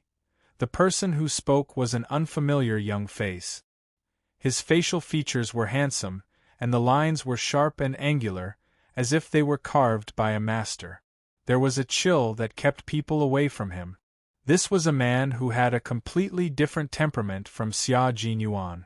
His skin was a healthy wheat color, and he wore a white Navy summer uniform. He sat in the Navy commander's office and stared at the flashing red dot in the same place. He was as cold as a glacier by the sea. There was no extra expression on his face. The Navy commander stood beside him and stared at the red dot in the same place. He asked, "Did she find something up ahead, or is she just resting in the same place?" "I'm not sure." The man didn't speak much. His muscular arms were crossed in front of his chest, and his unintentional movements had the sexiness of a soldier. She started Special Forces training at the age of 14. There are very few girls like her. Are you saying that she has already noticed the abnormality? The Navy commander picked up the document sent by the Army and flipped to the last page. When he saw a line of training plans, the commander smiled and said, "This girl is indeed not simple. Jinyan, look here. She has trained by the sea." Jinyan, Li Jinyan, 26 years old, lieutenant commander, the captain of a certain naval commando team in the West Southern Sea, had been honored with first-class meritorious service many times and had even been honored with special-class meritorious service 3 times. Being exposed to the sun for so many years, he was not affected by the warmth of the sun. His entire face was as cold as a glacier, and he maintained the same expression all year round, no expression. He took the folder from the commander. His cold gaze fell on one of the items on Yi Qian's 4-year plan. The corners of his mouth twitched slightly and he said flatly, "The records are vague. They can't be used for reference." "You don't be so picky. Didn't you just say that you started Special Forces training at the age of 14? That's very little. The little girl shouldn't be too bad. Otherwise, the military wouldn't have placed such importance on her." The Navy commander knew his beloved general's temper. Everything he did had to be perfect, not only for himself, but also for the soldiers in his hands. Chapter 11:20. From July to August, he would lead the Frogman training team. They would conduct devilish underwater training on 4 islands near the Southwest Sea archipelago. The military had suddenly arranged for a female soldier who was likely to enter the Army Special Forces. The Navy also needed to be prepared and understand. Li Jinyan's cold face didn't change at all in the face of his commander's kind reminder. He glanced at the screen and saw that the red dot suddenly began to move. He only glanced at it once before his eyes fell on the 2-inch photo. The photo was a blue background. The girl in the photo was indeed a young girl. Her facial features were not bad and her skin was white. If he didn't see the tenacity between her eyebrows in the photo, he would have thought that she was the daughter of some high-ranking officer. He didn't know why, but looking at the photo, he felt that she was a little familiar. "Commander, don't agree to the military immediately. Hold it down for half a month." Li Jinyan didn't stay any longer. He put the folder on the desk and stood up. His 1.8-meter height had an astonishing aura, and the entire office felt stifling because of him. He glanced at the red dot circling the line. It seemed that she wasn't resting in place. She really did find something abnormal 1 kilometer away. Her observation and reconnaissance skills seemed to be quite good. However, women had always been more sensitive than men in this aspect, so there was nothing to praise. The Navy commander nodded. You will lead the team for this training. If you think that the military's arrangement is unreasonable, I will explain the situation to the military and refuse her participation. No need. The fact that the military said so means that they have this plan. Hold it down for half a month. I just want to see if the military will persist because of her. Li Jinyan put on his white military cap and adjusted the brim. He added, the military is still persisting after half a month. This means that this female soldier does have some merit. If the military was still persisting after half a month, he didn't mind letting this female soldier experience some hardship. Training on the sea without touching the ground would take 4 years. If she wanted to join the frogman training immediately, she would have to see if she had the ability. The sun in the southwest sea was particularly bright.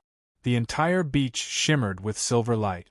The southern province's Dalong Mountain was hot and humid during the day. After walking for 4 hours, Yi Qian resisted his thirst and quietly took a detour in the forest. There was someone in front of him, and it was very close to him. If he continued to walk in the same direction, he would bump into them head-on.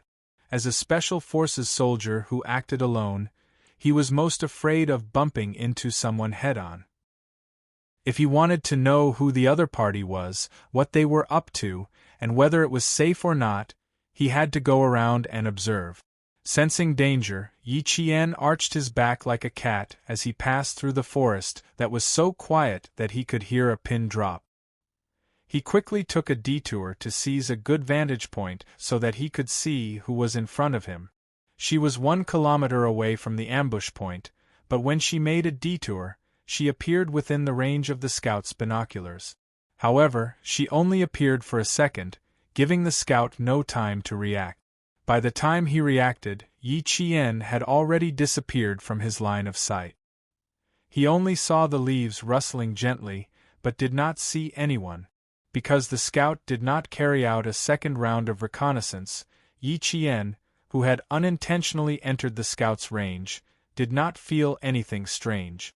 Holding onto a tree branch with both hands, she leaped lightly and landed in a stone depression with its back to the sun. Chapter 11:21. It was normal for them not to discover the scout. Yi Qian was strong and so was their army. This was also why Xia Jinyuan wanted her to train non-stop and add in actual combat training. Completing every training session successfully did not mean that you were already very strong and invincible, but that the deeper and more dangerous problems had yet to appear. The scouts of the Southern Province Military Region were well known throughout the military region for their strength. Although this scout missed the opportunity to see Yi Qian directly, he immediately put away his binoculars and jumped down from the tree when he saw the abnormal movement of the leaves. At 11:30 in the afternoon, the sun began to shine brightly. The soldiers of Team A, who were camouflaged in the leaves and behind the vines, quietly waited for the female soldier they needed to chase to appear. The scout ran to the camouflaged captain and said in a low voice, "Captain, the female soldier might have discovered our tracks. I saw the movement of leaves about 500 meters away from us, but I didn't see anyone." "She didn't discover them the first time?" The captain of Team A was a little surprised. Sometimes, the strength of the scouts in their team couldn't even take advantage of the military region, but this time they only saw a shadow? "I didn't see anyone at all. By the time I discovered them, I only saw the abnormal movement of leaves. If it wasn't for the fact that there wasn't any wind just now, I might have thought that the movement was caused by the wind," the scout said truthfully. "We have to retreat, Captain. We can't stay here for long." They had to retreat. The pursuers had discovered them long ago. They were the ones who discovered the female soldier in advance. How could they be discovered by the female soldier? "Signaler, contact Team B and see where they are."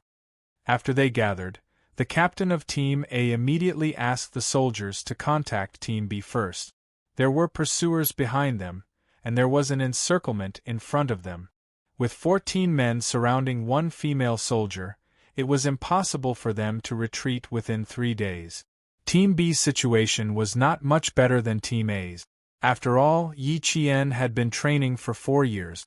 Although she didn't have any military experience, she was naturally much stronger than the soldiers in the 2 teams who had only been in the army for 2 or 3 years.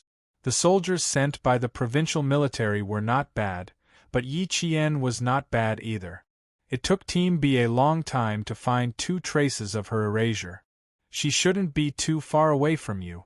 The female soldier we're chasing isn't an ordinary person. Old Ding, you have to be careful. I've only found 2 traces of her, Captain Xiao said helplessly. He felt embarrassed to say it out loud.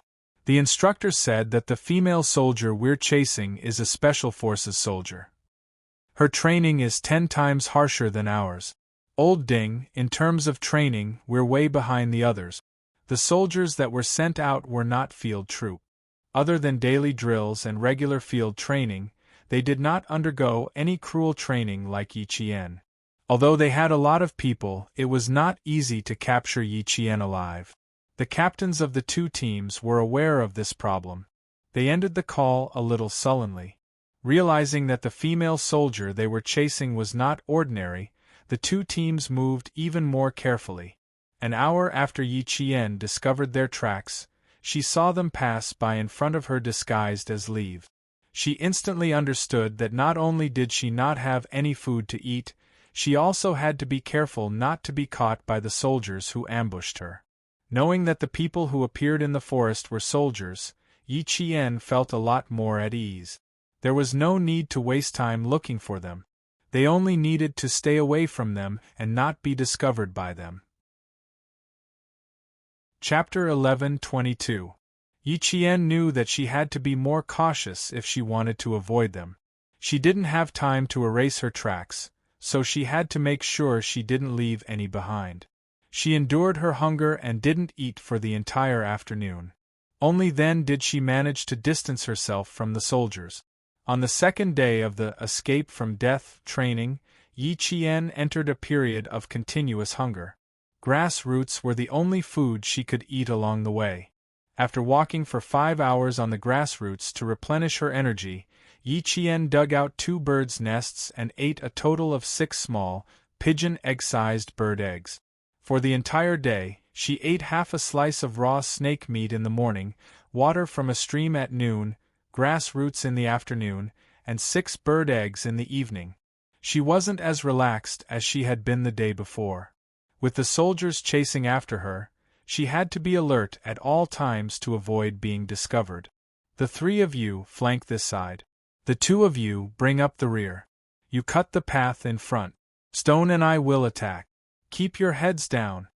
Team A, who had discovered Yi Qian's whereabouts once again, began to form a triangle to flank her, closing in on Yi Qian's resting spot. Team B, who had caught up, directly attacked. It seemed like they were deliberately alerting the enemy to startle Yi Qian and make her lose her composure. In the evening, the golden crow in the horizon fell into the sea of clouds. The last ray of light disappeared from the sky. Yi Qian, who had been resting against a tree, suddenly rushed down the steep mountain like an arrow released from a bow. She was so fast that the leaves brushed past her ears. She wasn't afraid that the leaves would stab her eyes or cut her skin. F***ck. When the soldiers who were still lurking saw her rushing down without a care for her life, they all tightened their backpacks and rushed down as well. Team Leader Xiao and Team Leader Ding followed the rustling sounds of leaves along the way and led their own soldiers to charge down without any regard for their lives. Flank, flank. 3 to the left and 3 to the right. The rest go straight in the middle. Before the 14 people had completely dispersed, Team D immediately deployed and said to Captain Xiao, "If we don't catch her tonight, it'll be difficult tomorrow." Yi Qian sensed that there were people approaching her and ran towards the route she needed to take tomorrow. Not only did she have to run, but she also had to run to a place where she could see more clearly and turn her head to look at the mountain under the night sky. Otherwise, how would she be able to draw the topographic map of her march? The military map that was given to her was not a city map that could be bought outside. It was a contour line formed by connecting various points. She wanted to draw a topographic map herself. She could only draw it by looking at it on the spot. It took her 27 minutes to run from the ridge to the saddle of Yichien between the two mountains. She had been running nonstop for nearly half an hour in her half-starved state. Yichien did not continue to run. She pulled away and quickly found a place to hide. With so many soldiers chasing after her, she had to secretly get rid of a few of them. There were still 5 days left. She did not want to run for her life in the forest at night. Although they could search for Yichien in a large area by flanking him from both sides, the fact that their forces were not concentrated also made it easier for Yichien to deal with them in secret. She had already found a row of cover. When she heard movement coming from nearby, she quietly got up and approached silently. "Don't move." When the soldier turned around, the dagger was pressed against his back. Her clear and cold voice reached the soldier's ears. "I've already taken care of you." She had already pressed a dagger against his vitals. How could she not take care of him? Yichien gestured for him to squat down. She laughed softly and said, "You can rest now, comrade." He did not want this kind of rest at all. Chapter 11:23. Yichien didn't even ask the soldier he had taken care of how many of them there were. His hand touched the soldier's backpack, then moved towards the soldier's waist. "Comrade, there are differences between men and women. You. What are you touching?" The soldier was young. When Yichien touched his waist, his face was full of embarrassment. He hurriedly said, "I don't have anything on me. Why are you touching me?" Yichien was checking where the soldier kept his rifle and checking if there was a pistol at his waist. "I'm checking what's in your backpack and whether you have a gun on you." "I have a gun. They're all blanks. There's no live ammunition. I'm only wearing a pair of pants." "You. Be careful." The soldier was not only embarrassed, but also a little embarrassed. "I'll stay where I am. I won't expose your whereabouts, okay?" "Why? Why doesn't this female soldier have any self-awareness? He's a male soldier. Where's the gun? Other than the rifle, there's nothing else?" Yichien touched the soldier's backpack, because he didn't see him holding a gun. The soldier lowered his head and looked at the rifle at his feet. "There's a Type 95 rifle under my feet. There are 10 blanks. There's no pistol." It turned out that when Yichien pressed the bayonet against the back of his neck, the soldier reacted quickly. He hid the rifle in his hands to prevent it from being confiscated. Other than military supplies, there was indeed no pistol in the backpack. After checking, Yichien picked up the rifle the soldier hid and laughed softly. "Comrade, I'm just doing a routine body search. It's not called touching. You're a man, so why are you afraid of being touched by a woman? Have a good rest." The word rest spun on the tip of her tongue. Someone was approaching her. Chirp, chirp, chirp. There was the sound of birds chirping, followed by the rustling of leaves. Someone whispered, "F***ck, I don't see anyone." The soldier who was squatting down closed his eyes. The female soldier who was standing behind him was now like a ghost moving closer to his comrade. Now he had a comrade to keep him company. The sky was so dark that they could see the stars when they looked up, but the forest was so dark that they couldn't even see their own fingers. They didn't have night vision, and they couldn't get any light. The group of people felt their way in the dark and treaded carefully. Their bodies brushed past the tender green leaves, and there was a soft, rustling sound. No one could see each other, and no one knew where they were. Yichien did not know who they were, but as long as she heard something, she would quietly go over to solve it. After taking down 2 of them in a row, the captains of Team A and B realized that something was wrong. They immediately slowed down and stopped searching. "I'm afraid Stone and Gwezi have been taken care of. There's no movement." "Don't move. Cover. Listen for any movement." He had hit 2 fish with his spear. The sound was as soft as a mosquito in the dark. No matter how good Yi Jian's hearing was, it was impossible for her to hear it. However, she had now caught the 3rd fish. Don't move. I have a Type 95 bayonet in my hand. If you continue to struggle, you'll get stabbed.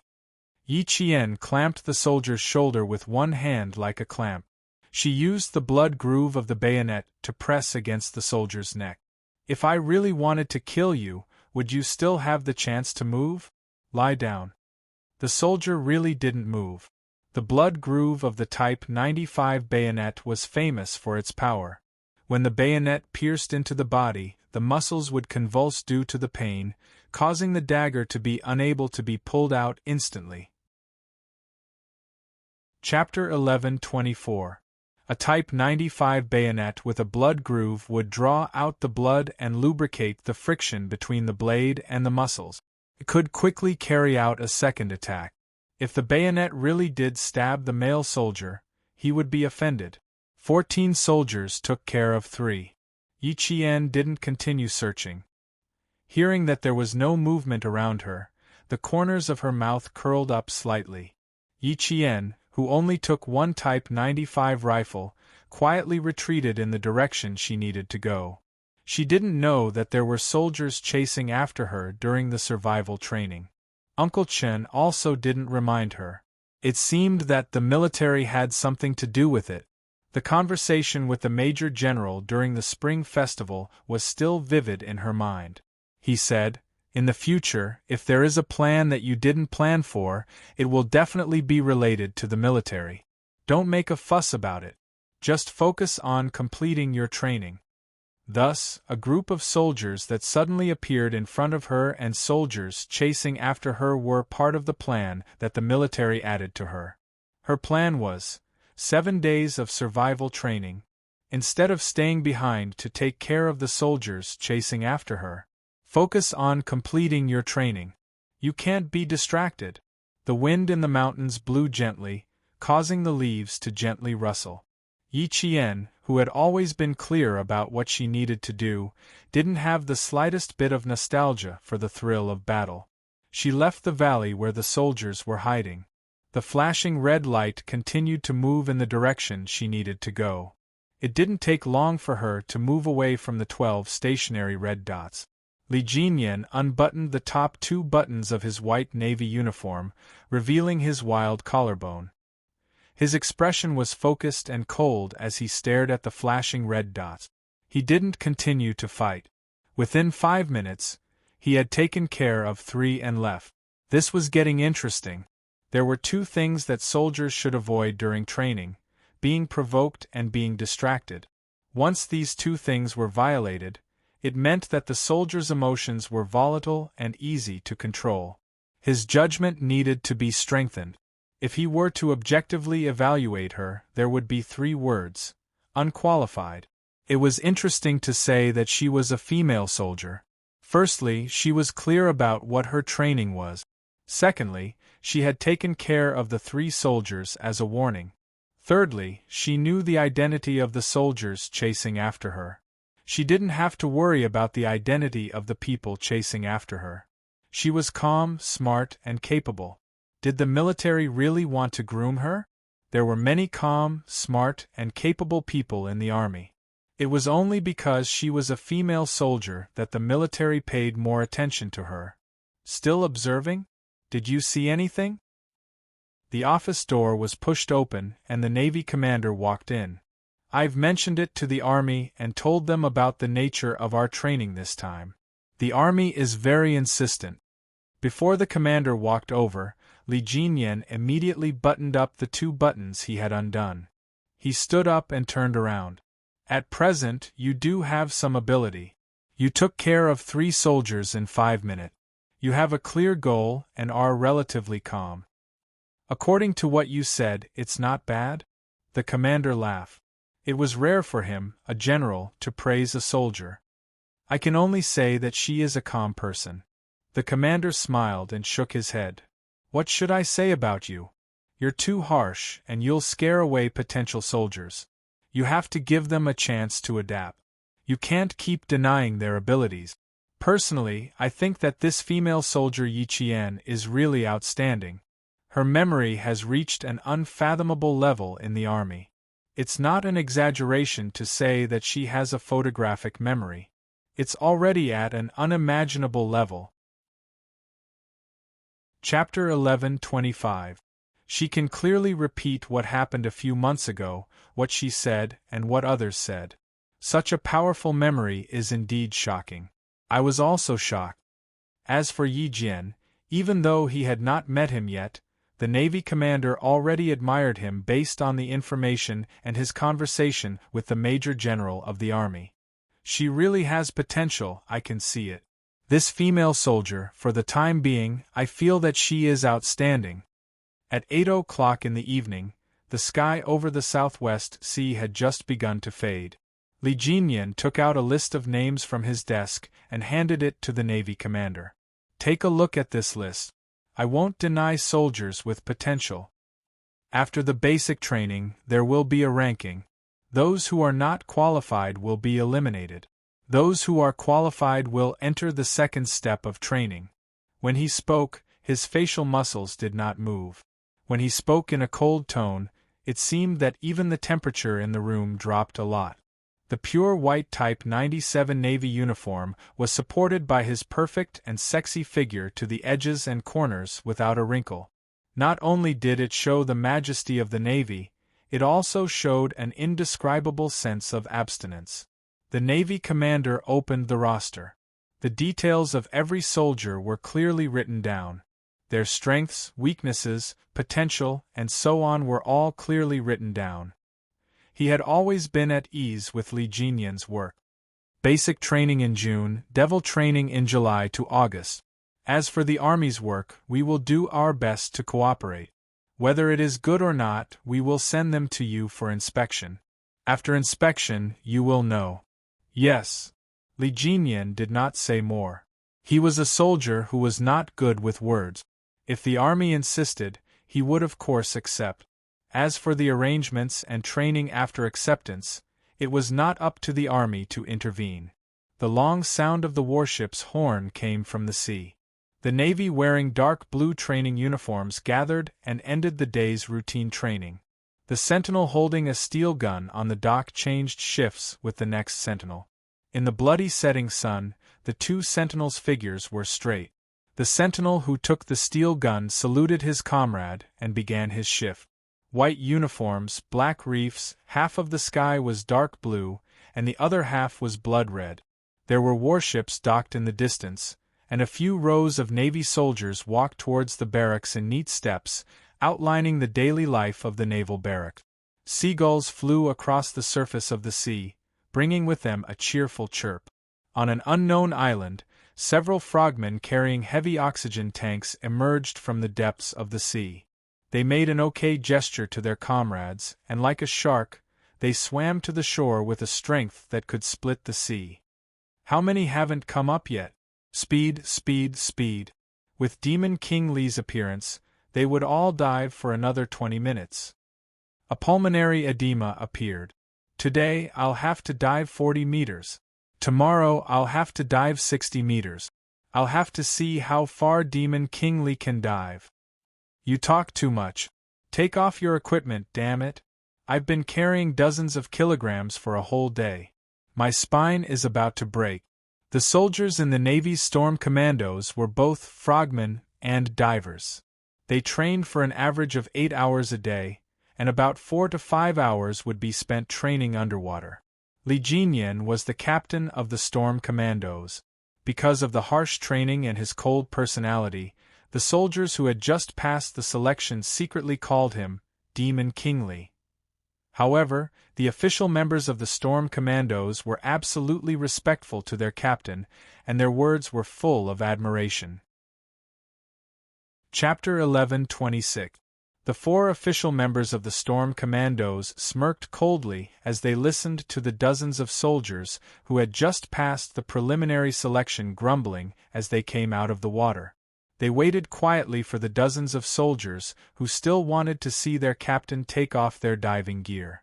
The salty sea breeze blew, and the waves began to push forward from the gentle waves to the reef.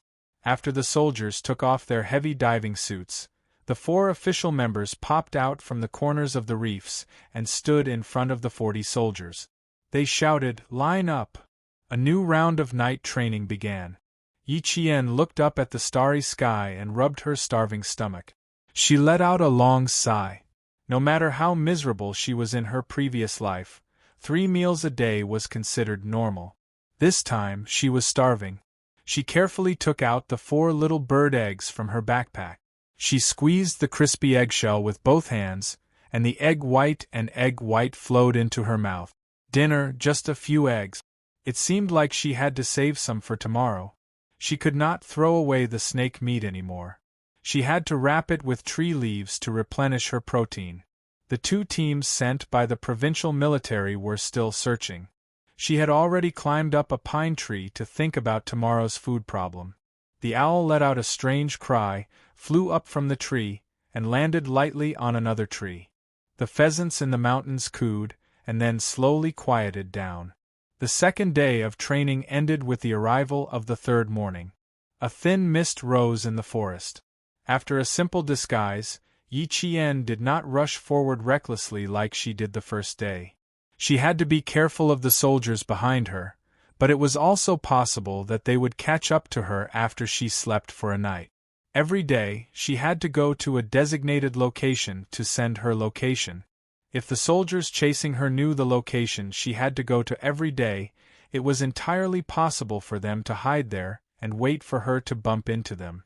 Yi Qian, who was picking non-poisonous mushrooms in the pine forest, bent down, maintained her posture, ready to cover herself if she sensed anything strange. Yi Qian, who dealt with mushrooms for breakfast, did not stay in one place. She did not leave any trace for the soldiers to find her. It was as if she had disappeared into thin air, leaving no trace behind. Captain Xiao and Team D led their soldiers towards Yi Qian's destination. Last night, they knew that she had silently taken care of 3 soldiers by reaching behind their backs and pressing a bayonet against the back of their neck.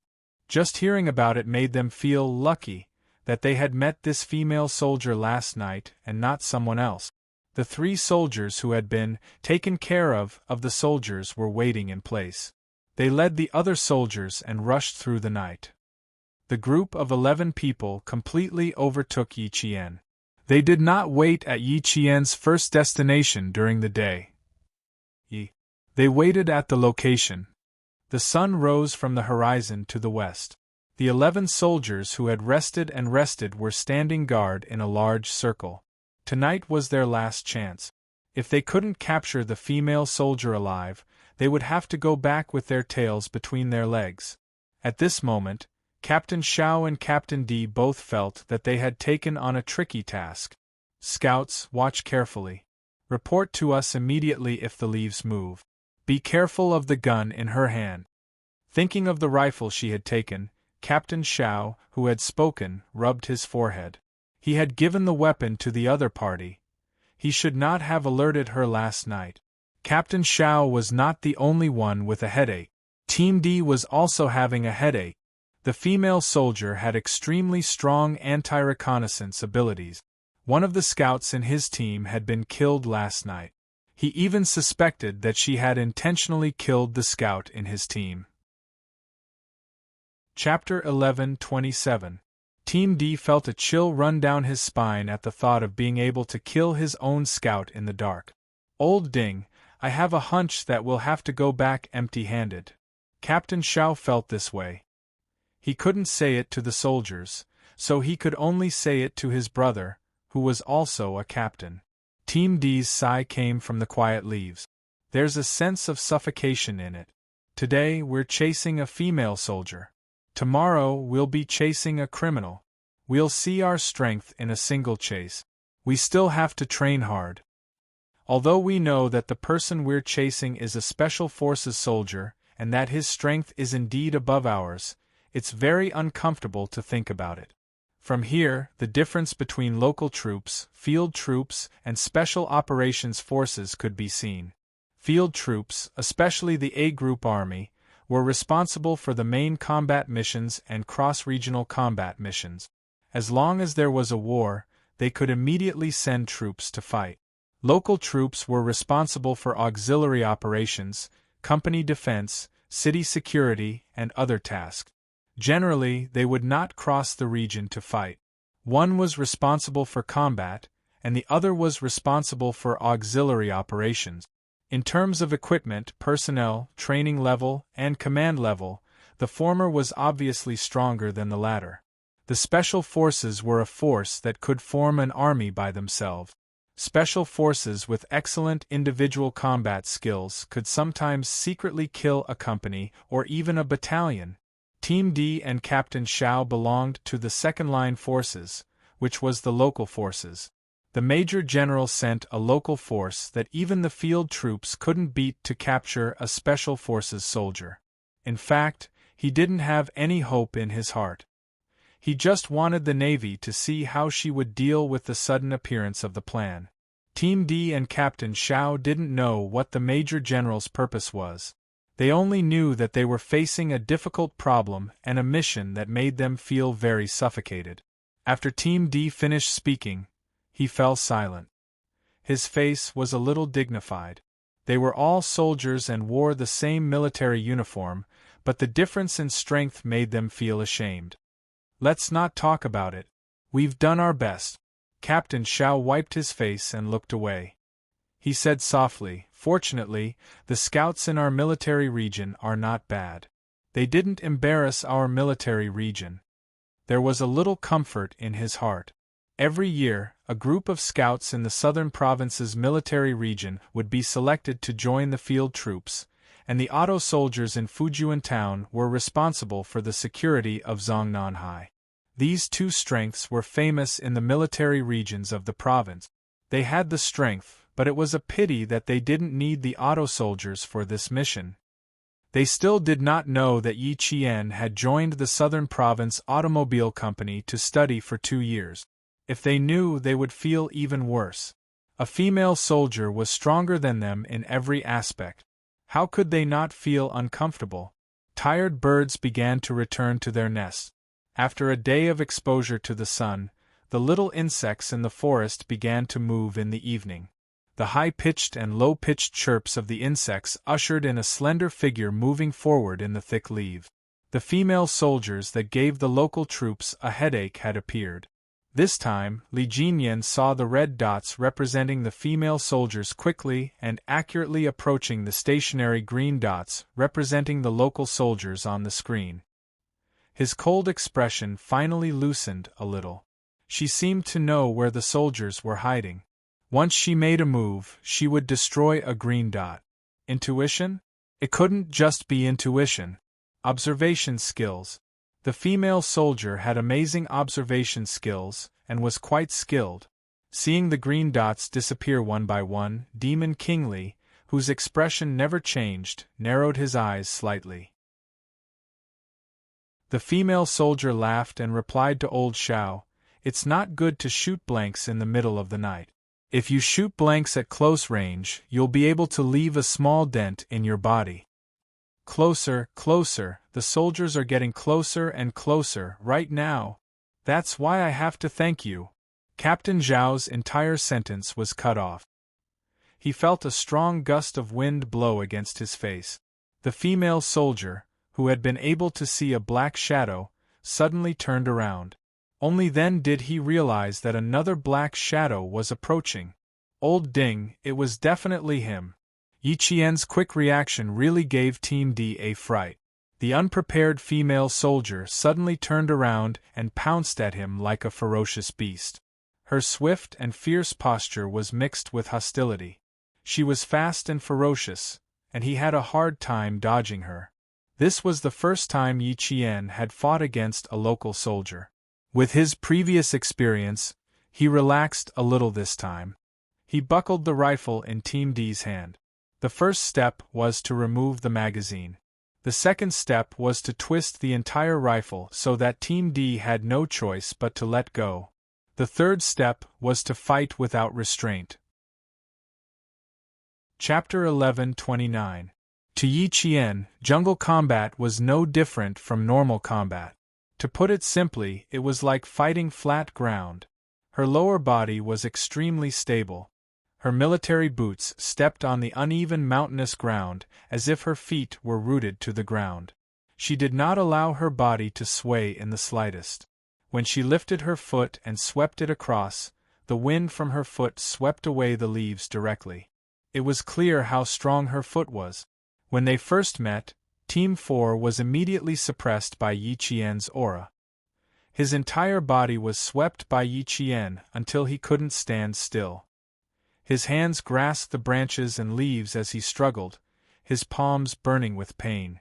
"Old Ding, hold on!" In the darkness, Captain Shao held on to his last glimmer of hope and cheered for his brother. He just didn't know if he could hold on. Team 4 smiled bitterly. He also wanted to hold on, but he couldn't. His attack was quite fierce and carried a murderous aura. The entire mountainous area was uneven, and he didn't even have a place to stand firmly. The leaves around him rustled as he moved, and his movements were very loud. He was also in a very sorry state. The soldiers who had been defeated by Yi Qian stood together silently. When they heard the sounds coming from the darkness, they couldn't help but clench their fists and cheer for their captain. Among the 14 people, Team 4 and Captain Shao were the best fighters. Team 4 was better than Captain Shao, but even so, he couldn't withstand Yi Qian's attacks. He took the initiative to punch a few times, but in the end, he was mercilessly suppressed by Yi Qian. Too strong. They were no match for her at all. When local soldiers faced a special forces soldier, they would only be defeated. Even if the opponent was a female soldier, he didn't have a chance of winning. Yi Qian consecutively defeated 10 soldiers at the front and knew that their skills were far inferior to the field forces. She also slightly controlled her strength to avoid accidentally injuring them again. After forcing Team 4 to the middle of 2 trees, Yi Qian let out a low growl. Her long, slender legs pressed down like Mount Tai. Team 4, who had no way out, relied on his instincts. He hurriedly protected his head with his hands and blocked Yi Qian's right leg that pressed down on him. He couldn't help but bend his knees under the pressure of her foot. It was as if he was holding a jack with both hands, suppressing him to the point that he couldn't push her away no matter how hard he tried. 1 minute later, Yi Qian retracted his foot and said with a smile, "Tonight, the 11th one. There shouldn't be any more." There was no need for any more gestures. Team D knew that he had been dealt with. He was directly suppressed to the point where he couldn't move for a minute. Defeated, as Team D spoke, the other 10 people all let out a soft sigh of relief. Gone, all gone.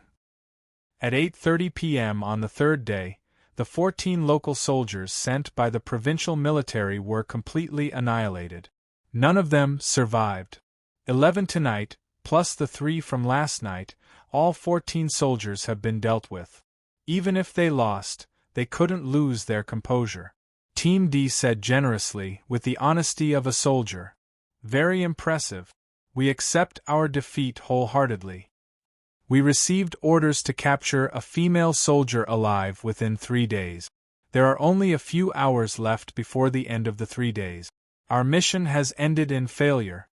He hadn't guessed wrongly. The military was indeed involved. Would there be additional training from the military from time to time in the future? She didn't know. Uncle Chun didn't know either. They had discovered it midway. In the next few days, would there be more? There was still one thing that was unclear about the additional training this time. Why would the military send local troops to train them? Chapter 11:30. The lights were turned on. Led by Team D, the soldiers stood in a row in the foliage.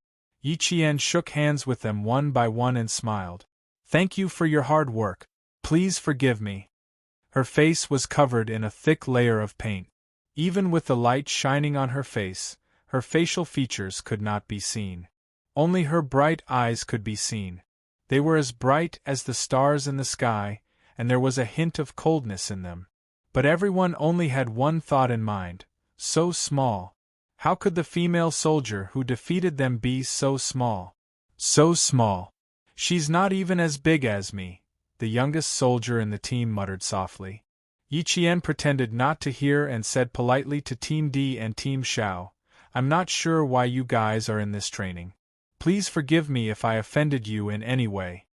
The military had its reasons for this arrangement, but they couldn't figure out why it was done this way. It didn't make sense for a local soldier to go up against a special forces soldier. I feel like you've taught us a lesson. When we get back, we'll have to reflect on ourselves. Although we're a local soldier and aren't as strong as a field soldier or a special force soldier, we still have 14 people. We're ashamed that we were beaten to a pulp. Team Xiao smiled bitterly. He didn't look like he was running away from the defeat. Thank you for your hard work tonight. The strongest female soldier. The tense process ended politely. Yi Qian stood in place and watched them leave until he couldn't hear their footsteps anymore. Yi Qian rubbed his stomach and found the spot he wanted to sleep in. He waited for the sun to rise on the fourth day. When Yi Qian woke up this time, he spent some time covering the traces of the fight. The area was too big. Some of the bushes were trampled on, so it was impossible to wipe away all the traces. It took 10 minutes for Yi Qian to reach the place he needed to reach on the fourth day. From the fourth day to the seventh day, he didn't encounter any more ambushes. Yi Qian, who was so hungry that his skin was abnormally pale, relied on snake meat, insects, rats, tree bark, grass roots, and stone crabs to survive. Finally, at 3 o'clock in the afternoon of the seventh day, he appeared in the area of the anti-chemical regiment's military zone. During the escape from death training, Yi Qian didn't miss a single signal for help. She didn't make a single call. With her amazing perseverance, she managed to survive. When she appeared, she was even one step ahead of Principal Chen. She smiled and said, Uncle Chen, I'm out. It was normal to not have a meal for 7 days. There was no cooked food or warm water. She had to rely on food that ordinary people could not eat to survive. Looking at Yi Jian, who had lost so much weight in just 7 days, the corners of the iron-willed man's eyes turned red. Yi Jian had lost weight. She was wearing a jungle camouflage outfit. She was so skinny that her small face could be covered by a palm. The backpack on her back looked like a mountain, as if it could crush her at any time. However, her spirit was not damaged at all. She exuded a tough and indomitable aura. Standing in the sunlight, he was not crushed by hunger. He had the sword will of a pine tree that pierced through the clouds. He exuded the might of a soldier from head to toe. It's good that you're out. It's good that you're out. You're good at enduring. You'll have a bright future. Principal Chen patted Yi Qian's shoulder. His usually cold voice sounded a little choked up. The girl Jian didn't rely on anyone to get to where she was today. She relied on herself, one step at a time. Even if she had a close relationship with Major Xia, she didn't think of relying on anyone. She always remembered what Uncle Zhen told her. It's better to rely on yourself than on others. She relied on her own strength to gain the appreciation of the higher-ups in the military. Chapter 1131. Yi Qian, who was almost as thin as a match, smiled. Her eyes were as bright as the sun, emitting a dazzling radiance. She said, Let's go home, Uncle Chen. She was really hungry, but her hungry stomach seemed to be blocked. Her mouth wanted to eat and her body wanted to eat, but her stomach refused. You have to eat porridge. It's easy to digest porridge to recover your stomach's energy. You don't have to participate in training for the next week. Let your stomach recover first. Principal Chen reminded her with a smile. The two figures walked further and further away under the sunlight. On the road of the military, Yi Jian had overcome difficulties beyond her age by not giving in again and again, relying on her own courage and perseverance to move forward. While other students were still sitting in the classroom working hard for their studies, she had already found her own path and walked down it without complaint or regret. It took more than 2 hours to return to the city from the anti-chemical regiment. Yi Qian didn't go back immediately. First, she went to the anti-chemical regiment's infirmary for a simple examination. Then, she drank a bowl of plain porridge. Faced with the regiment commander and the political commissar's searchlight-like inspection, Yi Qian put down the empty bowl and smiled. If you really get used to it, it won't be a big deal in the future. Before the ancient humans found the fire seed, they also ate raw food. I feel that these few days I've been returning to the basic. A girl who had starved for 7 days straight, and then used the phrase, returning to the basics, to summarize the hunger survival training of escaping death. Her heart was really big. Since the first day I saw you during the military training, I knew you weren't simple. It's only been 2 years, but you've already come so far. You're even better than the soldiers in our regiment who spent 2 years as soldiers. Yi Qian, you're really something. The political commissar couldn't help but sigh with emotion. He remembered that year when she appeared in a formal camouflage uniform with a sharpness as sharp as a sword and completed a series of military postures with the instructors, winning cheers and applause. At that time, she was still young and inexperienced, and her eyebrows were still slightly immature. But now, even though she was sitting down, she had a military prestige that couldn't be ignored. It was the first time he had seen such a young girl who could cultivate to this level in the 10 years he had been in the army. Yi Qian had always been able to remain calm in the face of other people's praise. He would not become arrogant because of it. He smiled politely and said, "Because I like her, that's why I'm pursuing her. I've never easily given up on something I like. Joining the army has always been my dream. Wearing a military uniform is my goal, and I've never given up all these years." What's important is perseverance. What's important is perseverance. Your perseverance over the years is commendable. It's worth learning from all of us. The regiment commander had a deep impression of Yi Qian.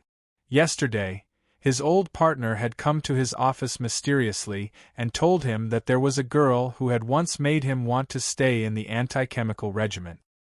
He immediately thought of Yi Qian from the province's No. 1 middle school.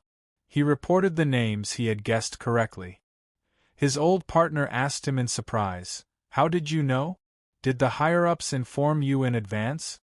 After sending away so many students for military training in the past 2 years, the only student that his old partner still remembered was Yi Qian from No. 1 middle school. The little girl was indeed amazing. Among the students, she was the only one who left a deep impression on him. When he saw her again after 2 years, her military aura was even stronger, and she was also becoming more and more outstanding. He really wanted to snatch her into the anti-chemical regiment. "Student Yi, do you have any intention of joining the army? Why don't I have a chat with the political commissar, and you can come and take a look?" The regiment commander of the anti-chemical regiment had transformed into Grandmother Wolf. He smiled like a gentle breeze and said amiably, "Take our anti-chemical regiment for example. Biochemical weapons will definitely fascinate you. Our anti-chemical regiment."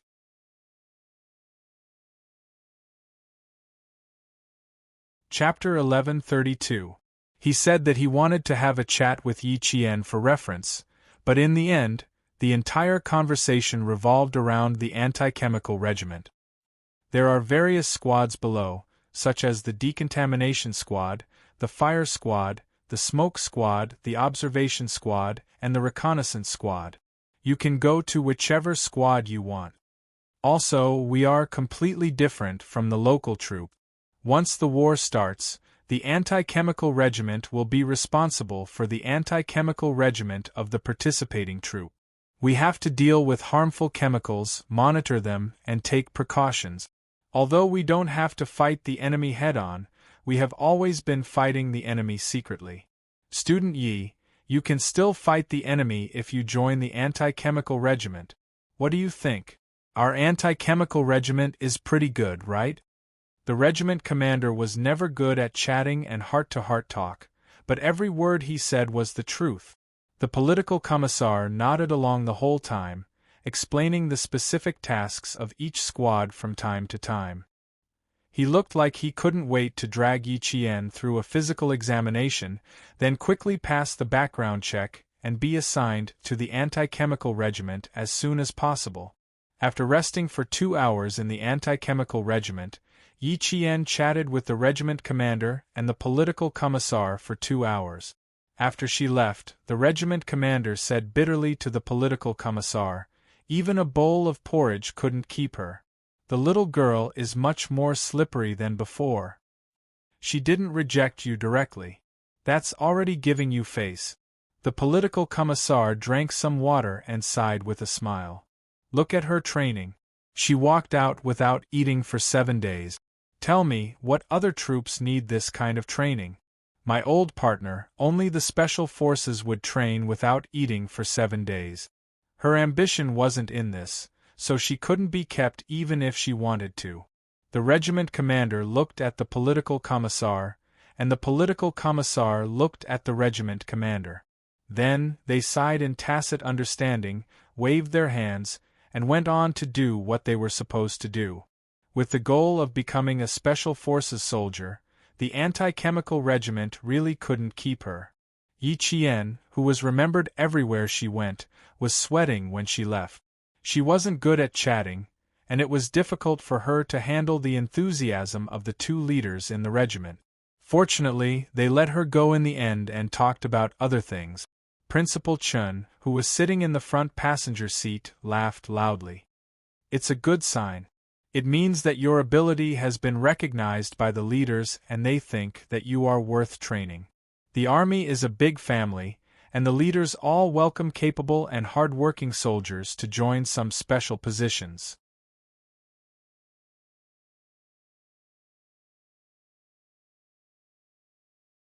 Chapter 1133. Principal Chen was taking his backpack from the trunk when he heard Xia Jinyuan's voice. He quickly turned around and saw Xia Jinyuan bending over to get into the car. He waved at the soldier who had yet to react. "Come, Xiao Ding. Help me open the door." "Thank you." Inside the car, Xia Jinyuan's right hand was about to reach for the back of Yi Qian's neck so that he could hug her shoulders.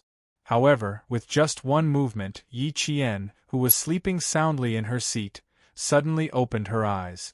She squinted her eyes in the dim light and said tiredly, "You're here." She was startled awake, but when she saw who it was, she quickly closed her eyes and ignored him. Xia Jinyuan looked at the thin face that had fallen asleep again in less than a second. His thin lips slightly tightened.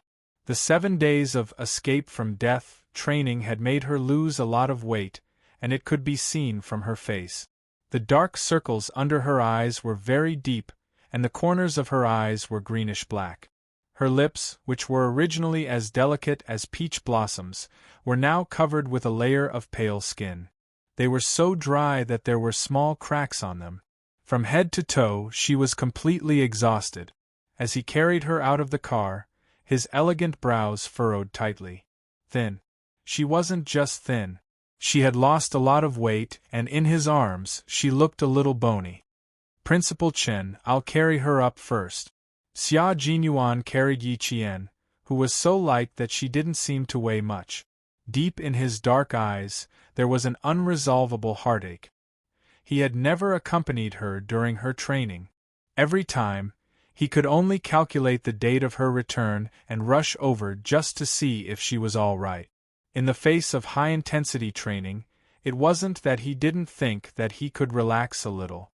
However, whenever he thought of the cruelty of the battlefield, he would always suppress his heartache. When K7 was captured, his body was injected with an unknown drug that increased his pain. After returning to the country, he rested for 3 whole months. Even male soldiers suffered inhumane treatment, let alone female soldiers. No matter how much his heart ached, he had to endure it. At this time, it was already the time when the food in every household was fragrant and the city was brightly lit. Xia Jinyuan gently placed her on the soft bed and gently took off her coat. He then took off her muddy military boots and placed them on the balcony. When Principal Chun came in, he saw Yi Qian sleeping under a thin blanket. Then he saw the tall figure busy on the balcony. He smiled gently and closed the door. Major Xia really cared about Jian Yiling. Every time Jian Yiling finished her physical training, she would rush over to accompany her. She would also guide her emotions and seriously point out her shortcomings. With such a person taking care of Jian Yiling, he and Uncle Jian were not worried at all. Outside, all the houses were brightly lit. However, Yi Qian's room had the curtains drawn. There wasn't a trace of light coming in, and there wasn't a trace of sound. Only 2 long breaths could be heard in the darkness. Xia Jinyuan set off from the grassroots company in the middle of the night. Halfway through the journey, the car encountered a landslide that blocked the only road from the grassroots company to the city. He asked the soldier to turn around and drive back to the company. He carried his luggage and climbed over the dangerous landslide with his bare hand. He walked more than 40 kilometers overnight to the city. From the time he set off last night until he arrived at the provincial capital around 6 p.m., he didn't stop for even a minute. He drove the car that Xia Yiwei prepared for him to the school. Finally, at 7:20 p.m., Yi Qian came back. The two of them were in a race against time. In the end, they were finally able to lie on the same bed and rest. To Xia Jinyuan and Yi Qian, this could be considered as dating.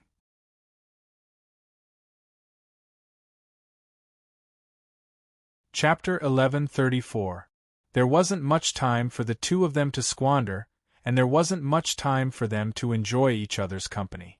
Every minute and second was particularly precious to them, because they didn't know if the person beside them would go on a long journey in the next second. The only thing they could do was to seize the time they had to spend together and enjoy the rare time together. It was also rare for them to sleep together. Yi Qian slept until 2 o'clock in the morning. As soon as she moved slightly, Xia Jinyuan, who was lying next to her, immediately opened his eyes. Having just woken up, he asked in a clear and hoarse voice, "Hungry? I heated up some porridge in the kitchen. Do you want to get up and eat?" With her head still resting on his strong arm, Yi Qian, who was infatuated with his body temperature, rubbed her head against his arm and said in a dry voice, "I'm not just hungry. I'm so hungry that I want to eat fatty meat. Principal Chun told me to eat porridge for a week to nourish my stomach." Her words made Xia Jinyuan chuckle. He tightened his arms around her and hugged her tightly. He laughed until his chest shook as he said, "You can't eat that. Listen to Uncle Chun and nourish your stomach for a week." After saying that, he took a deep breath in the crook of her neck and laughed a little louder. "I think we should take a good bath together. I haven't taken a bath for 3 days and 2 nights. You probably haven't taken one for a week." Girls were usually shy when it came to such topics, and Yi Qian was the type who was very, very shy. Hearing this, she immediately got up from his arms and rushed to the bathroom in the room like a gust of wind. Hearing the sound of water rushing out of the bathroom, Xia Jinyuan laughed out loud. He didn't tease her any further. Maintaining his gentlemanly demeanor, Xia Jinyuan went downstairs to the car to get his luggage. After he scooped a bowl of porridge from the kitchen and put it on the dining table to cool, he saw Yi Qian, whose hair was still wet, walk out in a workout shirt and shorts. Because she had just showered, her fair skin glowed like a pearl under the light, but it was a little too thin. Yi Qian's face was no longer red. He had walked alone in the forest for 7 days and was starving the entire time. How could he have had time to clean up his image? At most, he would have used a towel to wipe his face, but there shouldn't have been any smell. In front of him, the 18-year-old Yi Qian was less restrained. At the time, he was shy, but after that, he was able to keep his composure. Faced with his gaze, Yi Qian calmly. "But even my old madam would give her a thumbs up after tasting her cooking. It's just that she rarely cooks. Even Ho Zi has only eaten her cooking twice." Culinary skills required talent, and Xia Yiwei was talented. She often said to Xia Lingyuan, "After I retire, I'll open a Chinese restaurant in France. I'll let them know that Chinese food is profound." Yi Qian sat in the dining chair. He pulled out and joked, "Zigo has only eaten twice. What about you?" The white porridge was sparkling and looked very appetizing. She took a spoonful as she spoke. "I've eaten more. When I was in Fujian town, I went to see her whenever I had time. I ate dozens of times more than Ho Zi." Xia Jinyuan watched as she drank the porridge he made. He stood beside her and waited for Yi Qian to say a few words. For example, "The porridge is good. It's delicious." Or, "I want to eat more tomorrow." In short, as long as it was a compliment, it would be fine.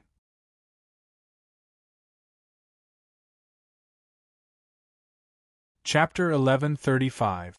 It couldn't be helped. Every man wanted to show off in front of his girlfriend, and he was no exception. She and Xia Jinyuan were the only ones in the spacious house. He was standing beside her, watching her eat the porridge with a burning gaze. Yi Qian glanced at him without batting an eyelid. He lowered his head to eat the porridge with a slight smile. So Captain Xia was the one who made the porridge. He was standing there waiting for her to praise him? Yi Qian lowered her head and drank the porridge. "Captain Xia, oh Captain Xia, you've teased me so many times in the past. Now it's my turn to tease you." After she finished the porridge, Yi Qian turned his head and said seriously, "Captain Xia, are you hungry too? Do you want a bowl?" He had been standing there for so long with a satisfied expression on his face. In the end, his little fox didn't even notice that she had finished the entire bowl of porridge? That's not possible. But from her expression, it seemed like she really didn't know. Did she think that Uncle Chen made the porridge? "How does the porridge taste?" he asked. Yi Qian nodded and said, "Uncle Chen made it. It's not bad." He continued to maintain a serious expression so that the man in front of him wouldn't notice anything amiss. Major Xia, who had always been observant, believed him. He raised his hand to touch the top of her head and sighed. "It wasn't easy for me to show off, but my future girlfriend didn't even notice. What a failure." "It's okay. Captain Xia can continue to show off tomorrow morning. I'll definitely see," Yi Qian said and couldn't help but laugh. As soon as she laughed, Xia Jinyuan immediately reacted. What a sly little fox. She even tricked him. "So you were just teasing me. Don't struggle. Be good and let me carry you back to your room." Xia Jinxiu raised her eyebrows and revealed a mischievous smile. Before Yi Qian got up, she hugged him with her long and strong arms and turned to walk into the room. This was a time to relax. Even though there were only the two of them in the house, and he was even carrying her into the room, Yi Qian did not feel any sense of danger. He smiled and praised, "It's delicious and fragrant. It was comparable to a 5-star chef. Very good. I like it very much. You've worked hard, Captain Xia. I've been waiting for a word of praise from you. I feel like I've been waiting for an entire spring, summer, autumn, and winter. Now, it's time for interest." Xia Jinyuan gently placed Yi Qian on the bed. Then, he leaned over and placed his handsome face right in front of Yi Qian. He chuckled and said, "Interest, a kiss." Xia Jinyuan had experienced what it felt like to be starved for 7 days. He knew very well that even if he really drank a mouthful of hot porridge, his stomach would react with convulsions. She had been drinking the porridge with her head lowered just now to cover up the discomfort in her stomach. How could she go on like this? Yi Qian kissed him gently on the cheek. Then, her eyes sparkled as she looked gently at the man who was taking care of her. "Thank you, Captain Xia." "Captain Xia? I don't like this title. How about we change it?" His kiss landed on her lips. His gentle voice was as light as the strings of a piano under the dim light of the table lamp. "Good brother, what do you think?" "Mushy." Yi Qian closed his eyes. The corners of his mouth curled up as he said, Captain Xia, Captain Xia, Captain Xia, Captain Xia. His lips and teeth were full of sweetness. You disobedient little thing. Let's talk about it again next time. It was 2:30. After half an hour of messing around, it was time to rest. Xia Jinyuan kissed her forehead and got up. I have to take a shower too. I haven't showered for 3 days and 2 nights. Didn't you smell my sweat just now?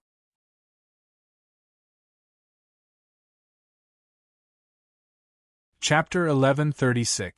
If there was a smell, Yi Qian would have been able to smell it. Because there was no smell of sweat, there was only a light refreshing scent that filled his nose. Yi Qian joked, Captain Xia has his own body fragrance, how could there be a smell of sweat? Is that so? Xia Jinyuan lifted his hand to unbutton his cuffs and smiled. His handsome face revealed a lazy expression like a big cat.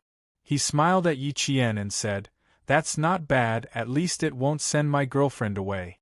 In the future, if I sneak in the middle of the night, I won't have to worry about the smell of sweat waking you up. When it came to being thick-skinned, Yi Qian had always been at a disadvantage. The image of him climbing through the window in the middle of the night flashed through his mind. Yi Qian couldn't help but blush. He hugged the quilt to his chest and said stiffly, I'm just being polite. Captain Xia is busy every day. Don't you know how dirty you are? It really wasn't dirty.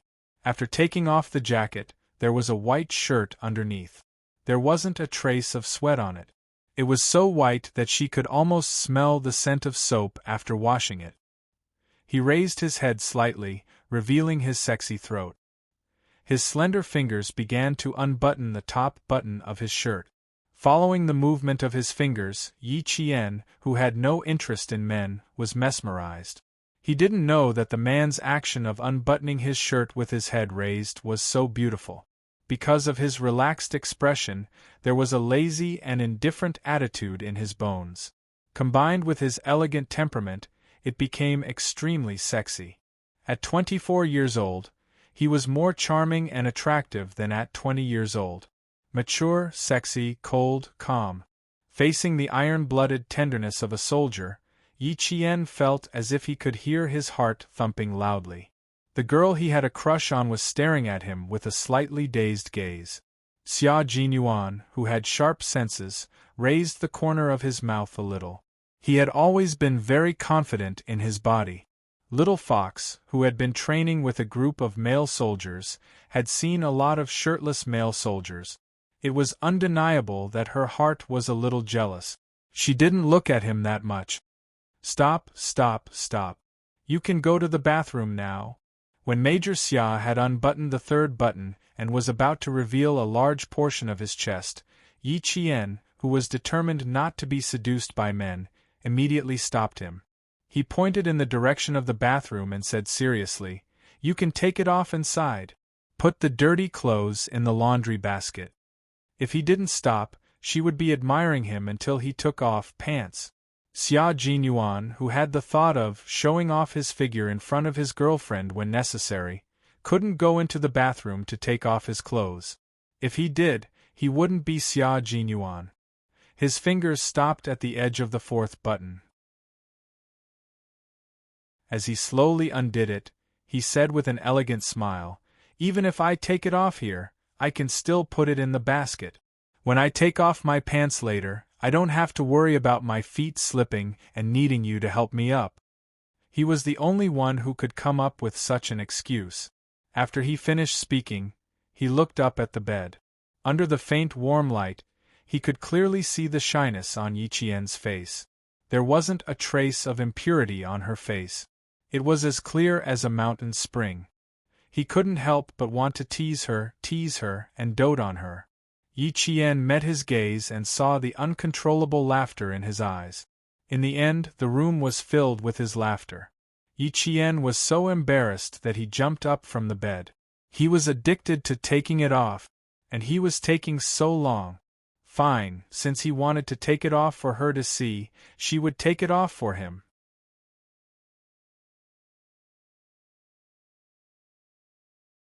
Chapter 1137. Hey, hey, hey, slow down, slow down. This bed is very elastic. Don't push your head against the ceiling. Xia Jinyuan noticed that her movements had suddenly become violent. His heart tightened, and he no longer had the time to tease her. He hurriedly hugged Yi Qian, who was still trying to jump off the bed. Everything was fine. Why did you suddenly? Yi Qian, who was in his arms, became violent for once. She grabbed his collar with both hands, and as he spoke, she valiantly tugged on his shirt. Yes, there was no need to undo the fourth button. She had already done it for him. Seeing how violent Yi Qian was, Xia Jinyuan suddenly fell silent. He originally wanted to ask, why did you suddenly become so naughty? But, wasn't she naughty?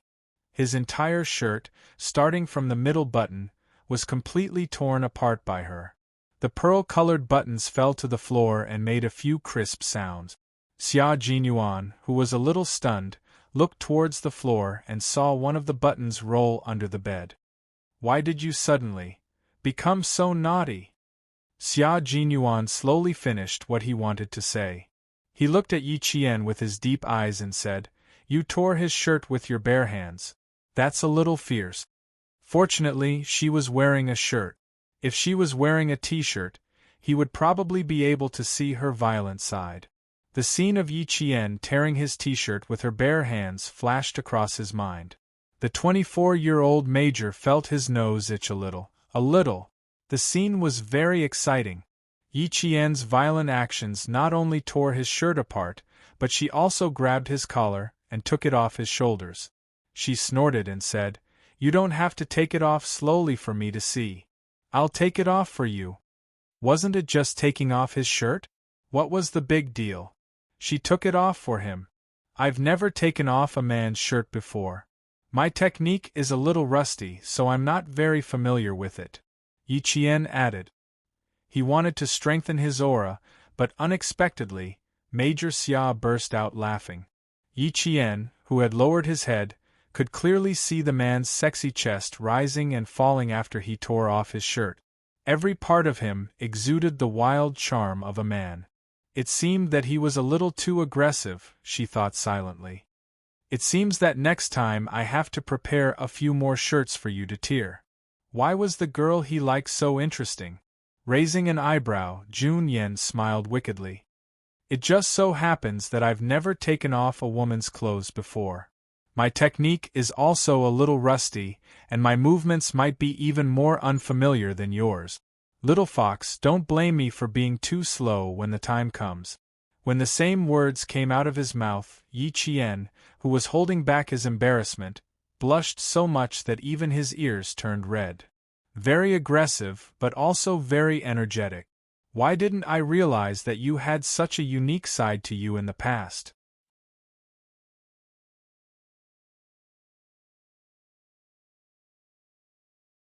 Chapter 1138. Yi Jian's thin lips moved gently in her palm. They were moist, warm, and itchy. She felt as if she had been electrocuted. Yi Jian was so shocked that she quickly retracted her hand and said, Go and take a shower. Don't mention what happened just now again. Why did she tear his clothes just now? But he didn't regret it. At least she saw that he was obviously in a daze. He didn't react for at least 30 seconds and was stunned by his own actions. Since I'm a good person, why don't you take off my entire shirt? With his shirt hanging from his shoulders, Xia Jinyuan continued to shamelessly discuss the fun of tearing clothes with your bare hands. His dark and deep eyes were like an ancient well, and he smiled at Yi Qian with a dark and bottomless gaze. You're unfamiliar with the craft. Practice a few more times and you'll be able to master it one day. As he spoke, the corners of his lips curled into an ambiguous smile. He leaned close to Yi Jian's ear and whispered something softly. Yi Jian did not even think twice before biting his shoulder. Xia Jinyuan, you hooligan! You're calling me a hooligan in your heart, aren't you? Little fox, when two people are in love with each other, it's not called being a hooligan. It should be called being in love with each other. Her bite was as light as a puppy's lick. She couldn't bear to let him feel pain. She bit him, and he said what he wanted to say in his heart. His cheek gently rubbed against her ear. Under the warm light, their intertwined figures rubbed against each other. Time seemed to have stopped, and the air was sweeter than honey. Xia Jinyuan was a man of grace, gentlemanly and responsible. However, he also had a common problem with all men: domineering. But there was something different about his domineering nature. It wasn't the kind of domineering that meant what he said, but the kind that meant what he said. It made Yi Qian feel that his sincere domineering nature contained the happiness of being pampered and cared for. He had just said, "Man, there are too many people in his life, but the only one he can truly hold in his arms is his own woman. He doesn't know how to love her, but he will try his best to love her and let her know that he loves her. He will put his love into action." As a normal man, it's normal for him to have certain thoughts about the woman he loved. He hopes that one day he can explore it with her, and he also hopes that she will accept it and not run away. The premise is that everything is based on her willingness. All along, Yi Qian felt that he wasn't someone who was easily moved. But after hearing this, he couldn't deny that he was very, very tempted. She loosened her mouth and rested her head on his shoulder. She mumbled, "Your muscles are so hard. There's a little taste of salt and meat." How much did he want to eat meat? Hugging Yi Jian, who was so skinny that she hurt his hand, he stopped talking about adult. He had no choice. The little fox in his arms was no longer the little girl he first met. She should know what an 18-year-old adult should know. Bear with it. If you really want to eat, I don't mind you taking a few bites of me. Be good and go back to bed. If you don't want to sleep, you can read a book. Let's talk after I take a shower. After sleeping for a few hours, Yi Qian didn't feel sleepy. They hadn't talked for a few months, so it was good to sit and chat. Xia Jinyuan also took a quick shower. 3 minutes later, he was wearing the same fitness shorts as Yi Qian. He walked over lazily, exuding a cool aura. "Turn on the light and read a book. The desk lamp is too dim, it hurts my eyes."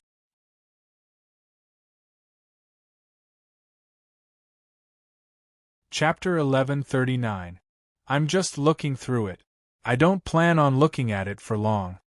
After knowing each other for so long, Yi Qian could clearly feel that the topics of their conversation had changed drastically, and there was a natural intimacy between them. Looking at Xia Jinyuan, who was sitting next to her and emitting steam, Yi Qian smiled and said, "You'll smell better after taking a shower." It was just past May, and the temperature in the middle of the night was cool and comfortable. Both of them were in good physical condition, so they didn't need to cover themselves with a blanket. They leaned against the headboard with a pillow behind them and chatted in a low voice. After some sweet tenderness, they started to talk about business. From July to August, the Navy Commando team will undergo frogman training. The Major General has already applied to the Navy for you, and now we're just waiting for their reply. If there are no accidents, you'll have to leave immediately after the college entrance examination results come out. You'll have to undergo about 10 days of basic training first. Xia Jinyuan, who was talking about business, had a cold expression on his face. You've never experienced the Navy's training before. It'll be good for you to go and learn for a month. Navy frogman training? Yi Qian's eyes lit up when she heard this. She couldn't help but turn sideways. It sounds so mysterious. Is it a special force in the Navy? Pretty much, but we're used to calling it the commando team. The instructor in charge of this training is one of the top in the entire Navy. I've worked with him twice before. The first time I trained with him, I joined my current special force, and he joined the commando team. One had ambitions in the military, while the other had ambitions in the military. After half a year of working together, they each made their own mark. Xia Jinyuan smiled faintly when he talked about the past. He's an amazing commando. During the same period, I often competed with him. In the end, even the instructor was worried. There was such an amazing person. Why was he worried? Did you guys fight? Yi Qian's interest was piqued. It wasn't because there was such an amazing person, but because she saw Xia Jinyuan's expression of appreciation for the soldiers he trained with in the same period. In her mind, Captain Xia was amazing enough. She didn't expect there to be someone who was on the same level as him. Her eager expression made Xia Jinyuan raise his eyebrows. You want to see me fight with others? Then you want me to win? Or do you want me to lose? Yi Qian smiled. He wanted to see both. You can't help an outsider, little fox. Xia Jinyuan raised his hand and gently flicked her forehead. He laughed and said, The result you want to see is not there. After half a year of intensive training, I didn't lose, and he didn't lose either. It's a tie. Two strong soldiers walked together and were assigned to the same training team. One was wearing a white military uniform, while the other was wearing a dark green military uniform. This left a deep impression on the instructors who had trained them. He's a nice guy, but he doesn't like to talk much. I live in the same dormitory as him. I nod when I wake up in the morning, nod when I come back at night, nod when I wake up in the morning, nod when I come back at night, nod again when I wake up in the morning, nod again when I come back at night.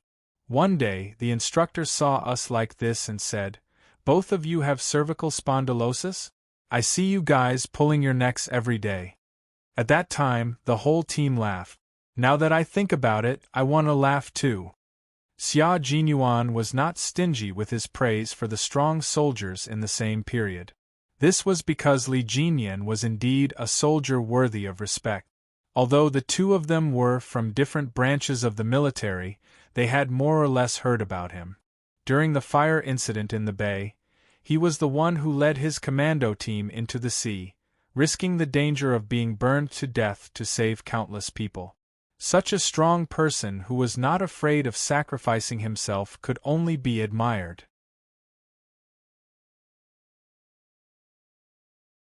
Chapter 1140. Yi Qian, who was listening quietly, could feel that Xia Jinyuan really admired this person. She couldn't help but laugh. Then I can't say that I know you when I go over. Don't give me too much training. Alright, what's his name? You'll definitely get it if you give him too much training. Xia Jinyuan chuckled. This little brat was really thoughtful. Was she afraid that Li Jinyan would take revenge on her? He didn't have any enmity with Li Jinyan. They only contacted each other once or twice a year, but they didn't have any grudges. Looking at her sparkling eyes and her expression that said, Captain Xia must have been beaten up by him. He didn't know whether to laugh or cry. I don't have any grudges with Demon King Li. Training is training, but a soldier who doesn't fight for first place isn't considered a good soldier. We both fought for first place in training, so we have a good relationship in private. Yi Qian's eyes narrowed slightly. In her previous life, Yi Ying's mother-in-law was also surnamed Li. However, it was a secret who she married into. Even the villagers didn't know which family she married into to become an official's wife. She didn't pay attention to Yi Ying's in-laws. In her previous life, it was Yi Zhifan and Yi Ying who had harmed her. Li Jinyan is a perfectionist. Once he finds out that someone isn't up to par, or that someone is trying to get by with their wits, he won't show them any mercy. He'll immediately invite them out of his commando team. He studied at West Point for half a year, and he has a Western-style ruthlessness when dealing with people. Considering that Yi Qian would be joining Li Jinyan's team, Xia Jinyuan didn't notice the hint of gloom in Yi Qian's eyes. He picked out some classic examples that could reflect his personality. He treats everyone who joins his team equally, regardless of their status. It can be said that he has a very upright personality, and it's admirable.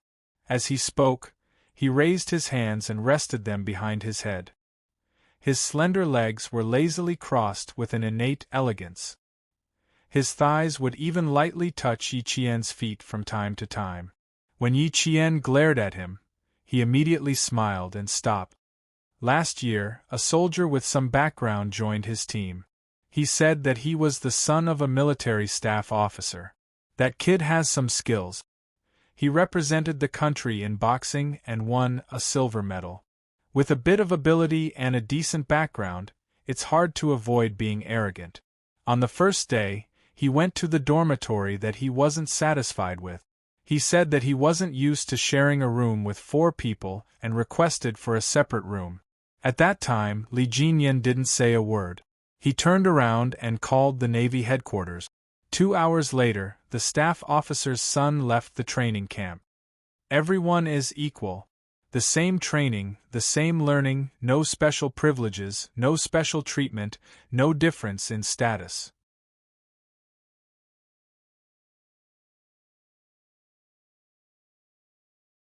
Chapter 1141. A confident man was never afraid of being compared to others. Xia Jinyuan was such a man. He was confident, calm, and would never doubt Yi Qian's loyalty to love, let alone his own charm. As the night deepened, the low voices gradually disappeared. The lights went out and the night was quiet. Everyone was sound asleep. Li Jinyan hadn't fallen asleep yet. The blue light from the screen illuminated his handsome and cold face, revealing a sharp and cold aura. He was still writing down the contents of the selection and training for the commandos. After countless revisions, he then arranged targeted training according to the abilities of the selected commandos. He didn't type quickly. Sometimes he had to pause for a while before he could type another line. The risk of underwater training had always been much higher than that of training on land. Take the training of being tied up and thrown into the water as an example. There were often students who choked because they couldn't untie the ropes in time. There were even some students who suddenly fainted after holding their breath for 2 minutes. Wait a minute, all kinds of dangers could happen. Team members are in groups of 2 and are connected by a partner rope. Each person must carry 100 kilograms of equipment and swim 30 kilometers together. At the same time, they must. A line of words appeared on the computer screen. Just looking at it made one's scalp tingle. Wouldn't it take a day and a night to swim 30 kilometers with 100 kilograms of equipment? There was a knock on the door. Then, the Navy commander walked in. "You're not done yet?" "Yes, I've finished the training for the Devil Week and the Foundation Week. Please take a look." Looking up from the computer screen, Li Jinyan picked up the folder next to his hand and handed it over. Seaweed sent a letter saying that this batch of soldiers for the primary selection wants me to practice with them. I plan to leave tomorrow afternoon so we can practice together tonight. The Navy commander's hand that was about to take the folder froze. Then, he simply took it back. "You're doing the foundation training again?" "I'm going, so of course I have to do it. Please take a look." Li Jinyan pretended not to see the Navy commander's action and said indifferently, "Also, the Army wants to send people over. We'll talk about it when I come back." The Navy commander helplessly took the folder. After opening it, his furrowed brows loosened a little. He flipped to the back and sighed. "Jinyan, the other party is a girl. Shouldn't you soften your attitude a little? You're just a basic training knight. How can a girl's physical fitness catch up to a Marine?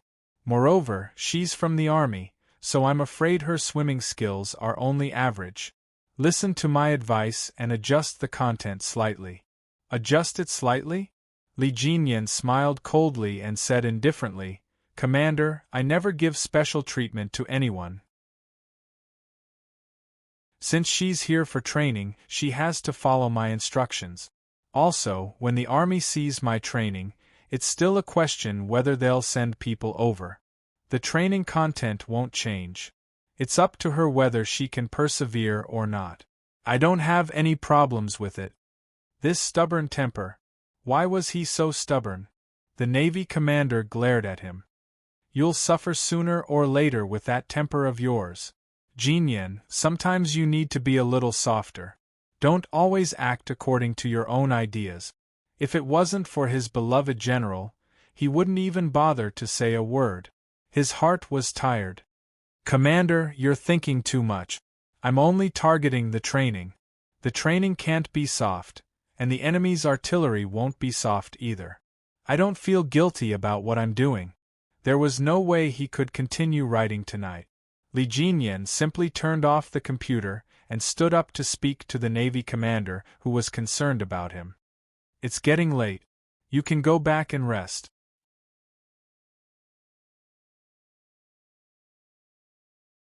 Chapter 1142.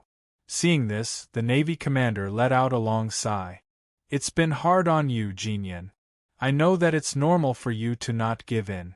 Only by being strict with yourself today will you be able to gallop on the battlefield in the future.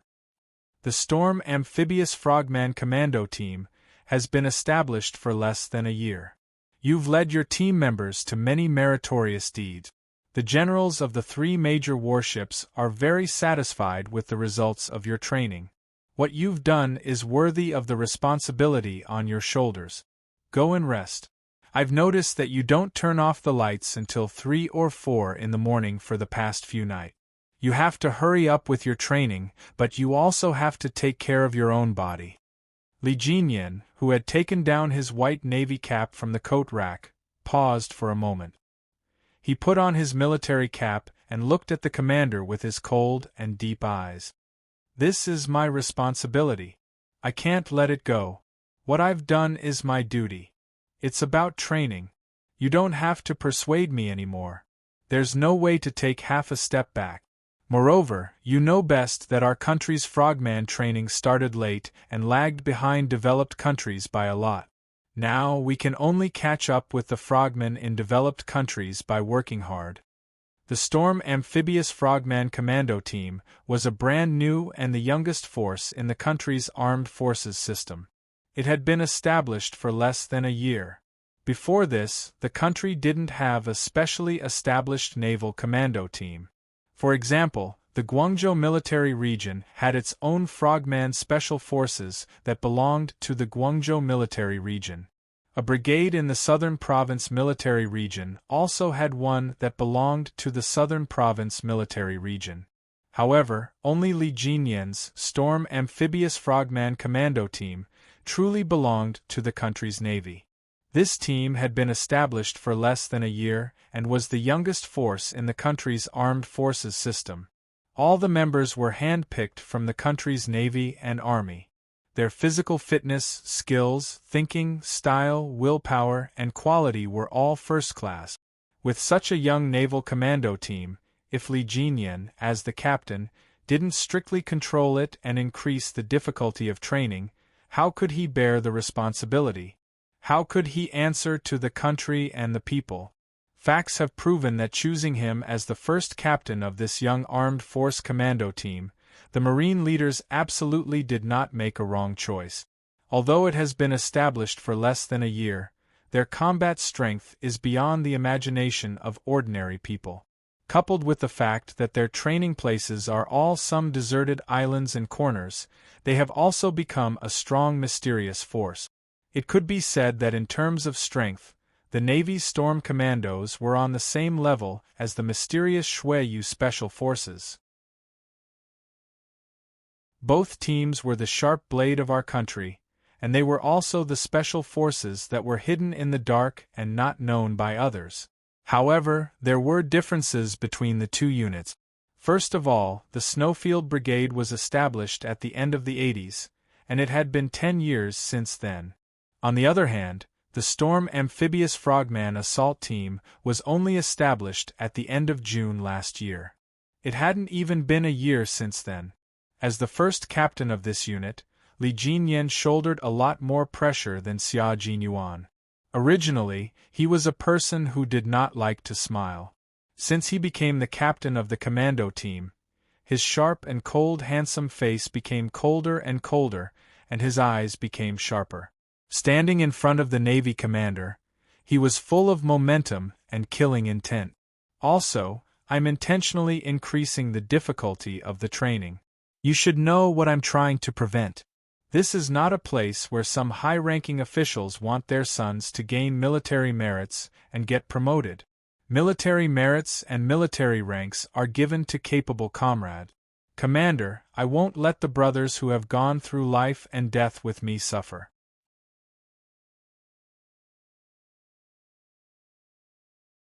Chapter 1143.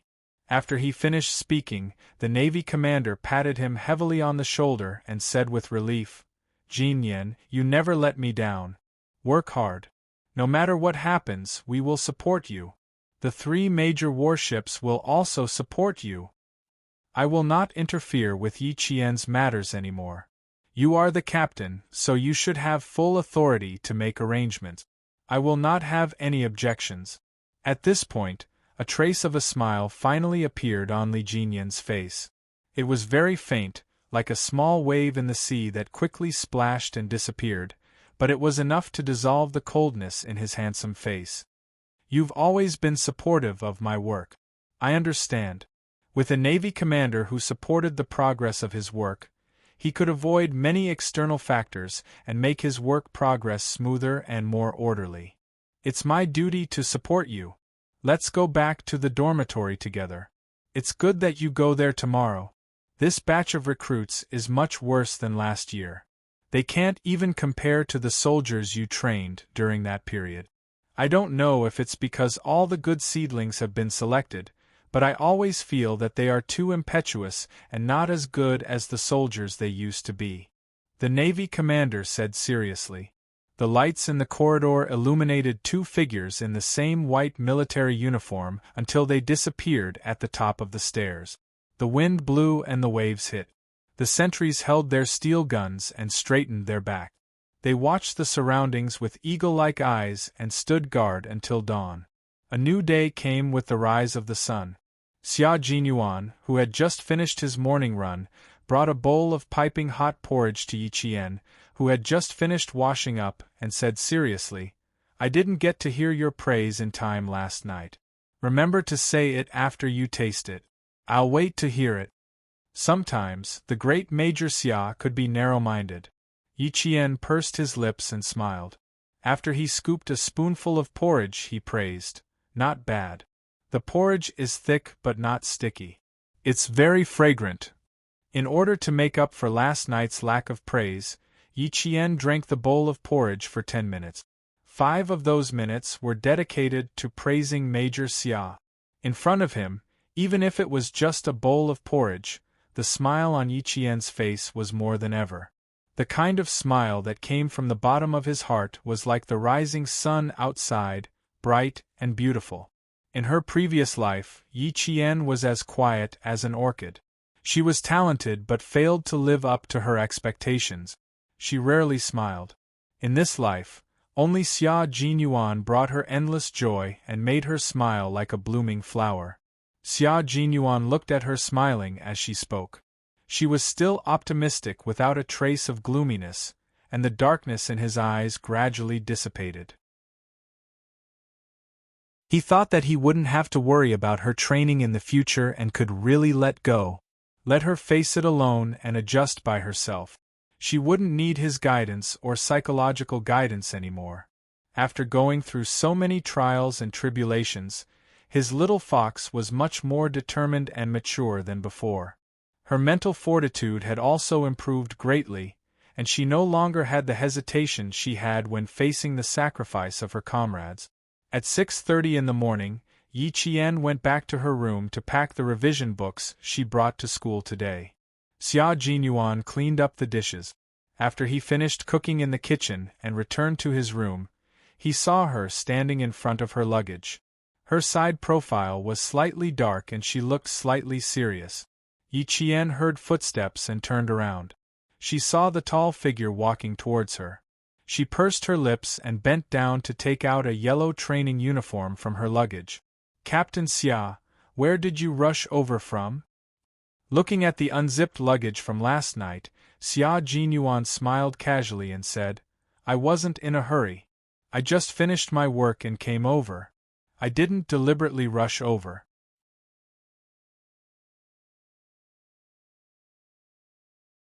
Chapter 1144. With that said, Xia Jinyuan reached out to take back the training uniform that he had used to climb the landslide. However, Ji Yunshu's hand flashed away, preventing him from taking it back. You were in a hurry and you didn't even take a car. You.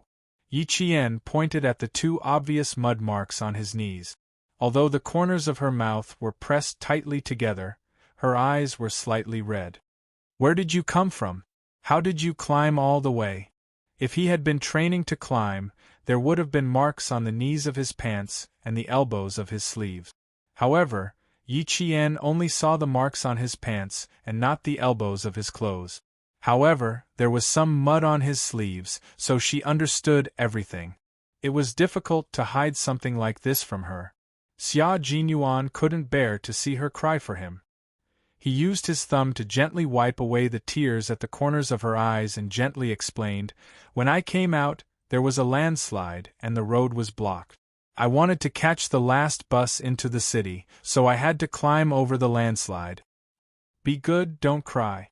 We often encounter this kind of thing, so don't take it to heart. Just treat it as my field training.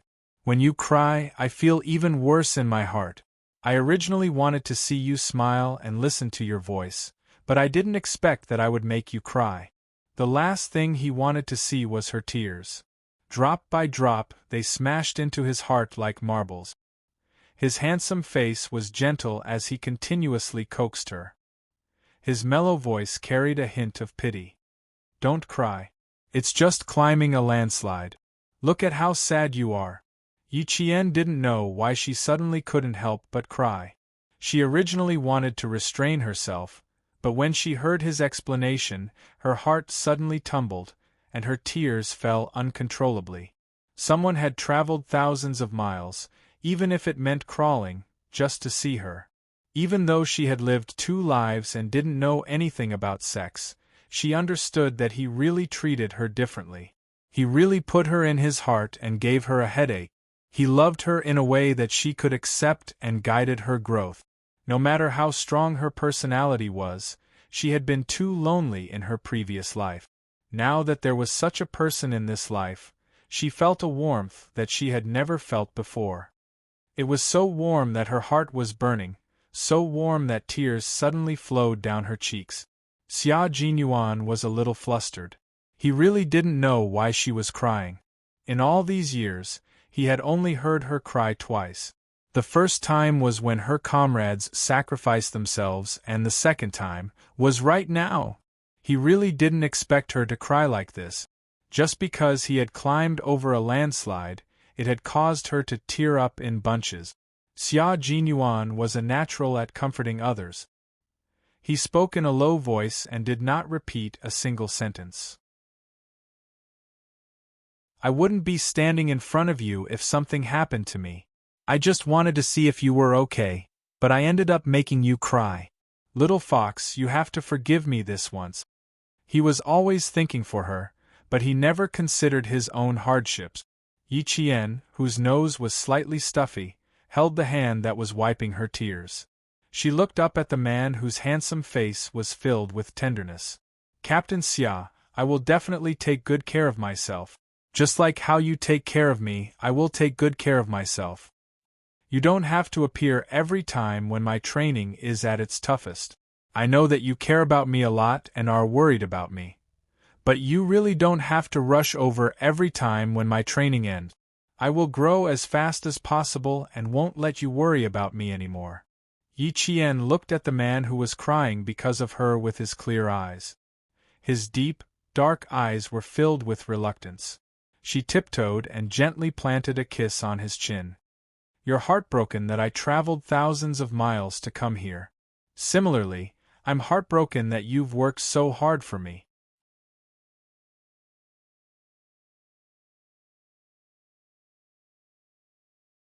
Chapter 1145. You were in such a hurry yesterday, yet you were still wearing a white shirt. You clearly put away your dirty clothes in advance and purposely put them on because you didn't want me to worry. Since you know that I would be worried, don't tire yourself out like this in the future, okay? In order to not tire Xia Jinyuan out again, Yi Qian even resorted to seducing him with her beauty. She paused after every sentence, then kissed him gently on the chin. She kissed him back and forth, whispering sweet words to him in a soft voice. It was early in the morning, but the young major's heart was already racing. His long arms wrapped around her slender waist. Xia Jinyuan kissed the little mouth that was messing with his emotions. He nibbled on her soft lips and sucked deeply. Sometimes he was gentle, and sometimes he was domineering. Her breaths were intertwined with his. Their breaths were so intertwined that they could no longer tell who was who. The sudden deep breath made Yi Qian's body tremble slightly. Her trembling hands wrapped around his muscular waist. She stood on her heels and used her lips and tongue to kiss the man who gave her a sense of security and love. Her active response made Xia Jinyuan very happy. At the same time, he heaved a sigh of relief. At least she didn't cry anymore. People always said that women were made of water. He didn't believe it at first, but now he really believed it. His little fox, who didn't even blink when she saw blood, suddenly burst into tears. Her tears fell like strings, and he was stunned for a few seconds. Last time, he was prepared when she cried for her comrades who had sacrificed themselves. This time, she cried because she had climbed down the slope. He really didn't have any time to prepare, and it was completely out of his expectations. Their relationship had been progressing well ever since the love letter, but they were still separated more than they were together, so they lacked the intimate interaction between lovers. If they really wanted to interact with each other, both of them were the type of people who could restrain themselves. They wouldn't let anything happen to them. After the kiss, the two of them pressed their foreheads against each other and quickly adjusted their breathing. Xia Jinyuan was tall, so when he lowered his head, he could see Yi Qian's well-developed chest rising and falling right in front of his eyes. He thought to himself, "This is really going to kill me." Then he closed his eyes and stopped looking at the scene that was going to kill him. Yi Qian, who exercised all year round, not only did she develop well, her body proportions were also perfect. Her legs were long and slender, her waist was slender, and her breasts were firm. Coupled with her imposing manner, she attracted the attention of boys wherever she went. When Xia Jinyuan walked her to the back door of the provincial first high school, she saw several boys looking at her. However, they didn't look like they were in love with her. Instead, they looked confused. It's only been 7 days. How did Yi Qian become so thin? Also, who was the man beside her? He had never seen it before. When another two boys glanced over again, Major Xia slightly straightened his expression and swept his gaze over them. Without doing anything, he killed the two boys and made them leave in a panic. Let's go, it's so scary." "Who's that man? Why did Yi Qian lose so much weight?" The two boys from grade 2 class 2 whispered to each other as they walked quickly. Yi Qian was definitely a celebrity in the provincial first high school. There wasn't a student from grade 1 to grade 3 who didn't know her. It couldn't be helped. Every year at the opening ceremony, she would go on stage as the student representative. The teachers of each class would often say to their students, "Look at your senior, Yi Qian. Look at your senior, Yi Qian. Look at Yi Qian from grade 3 class 1. Look at her, look at her. Her grades are good enough, right? She's still so hard-working."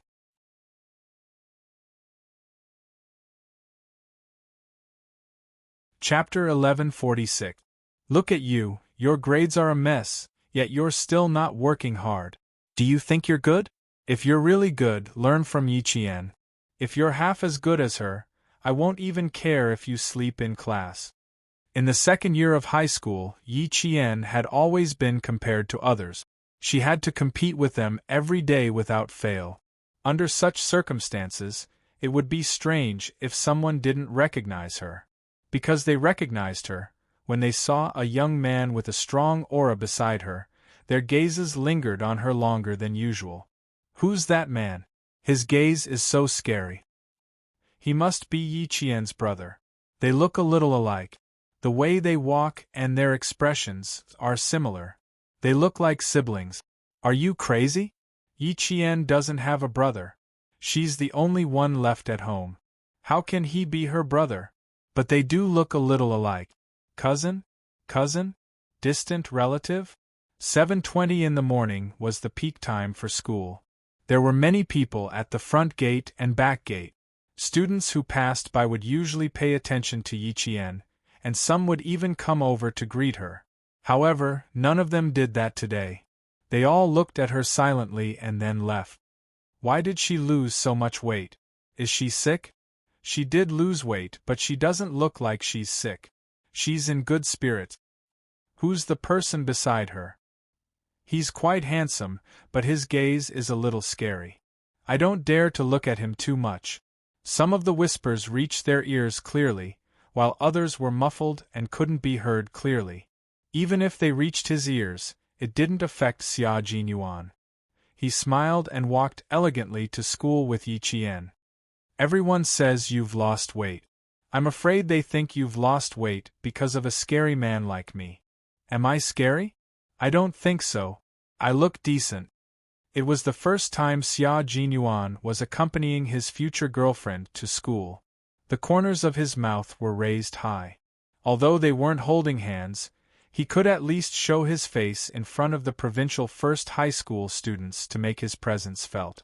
Although his identity hadn't been recognized, it was good to be able to walk in front of her classmate. Don't think too much, Captain Xia. They looked at me first, then you. You, take a second look. When he said that he wanted to send her to school, he already knew that there would definitely be many students sizing her up.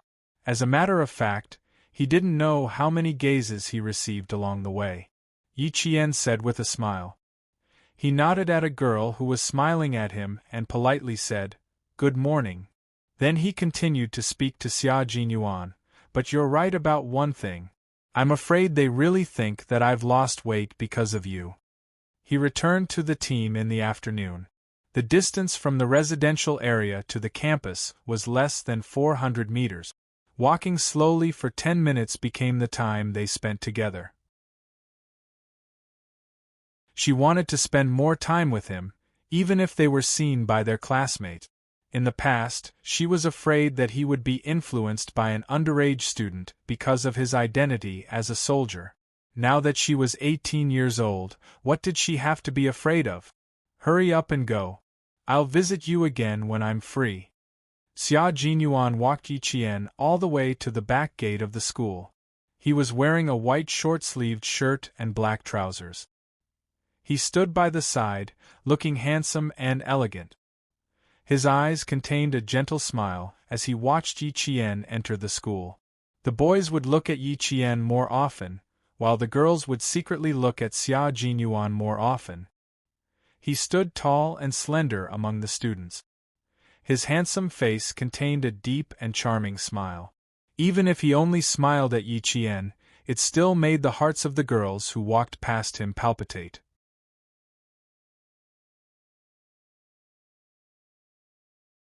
Chapter 1147. Even though she didn't say a word, she couldn't help but blush when she walked past him. Yi Qian, who had already entered the school, smirked when he saw this. So many people were looking at him. Fine, this was the first time she felt a little jealous. Captain Xia. Yi Qian walked up to him and gestured for him to lower his head with a smile.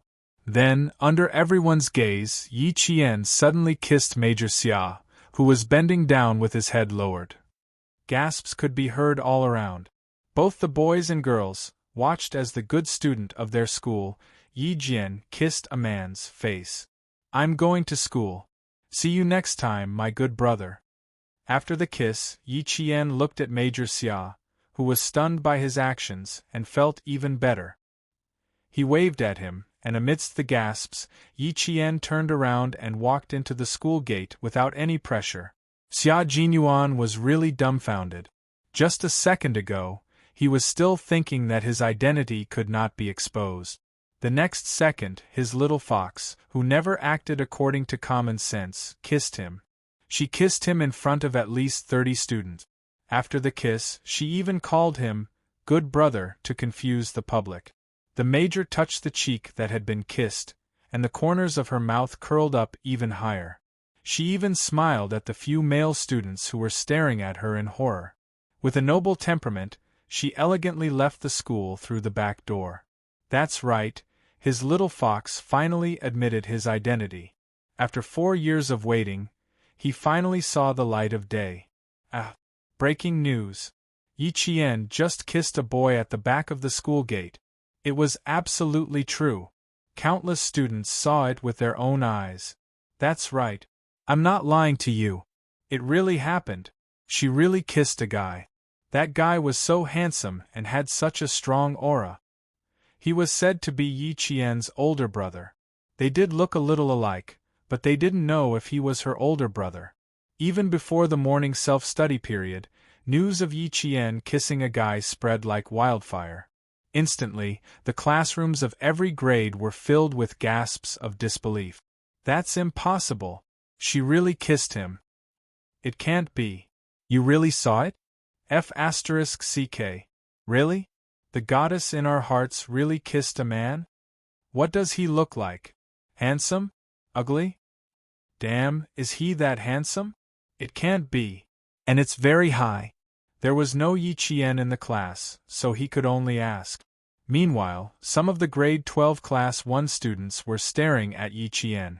Their eyes were like searchlights, trying to find some clues from her face. This time, Unyielding did not hesitate to take the lead. She squeezed onto the same stool as Yi Qian and said with a worried look, "There are only 40 days left until the college entrance exam.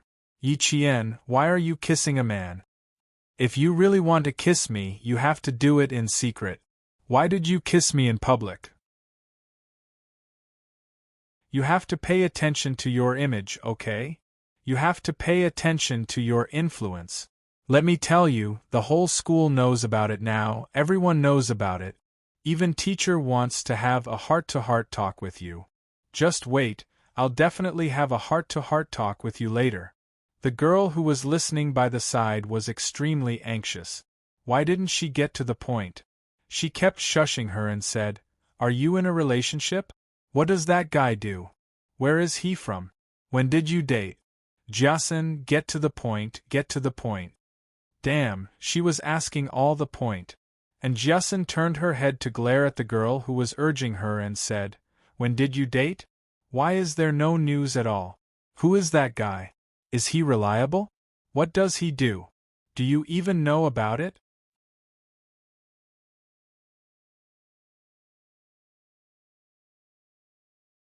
Chapter 1148.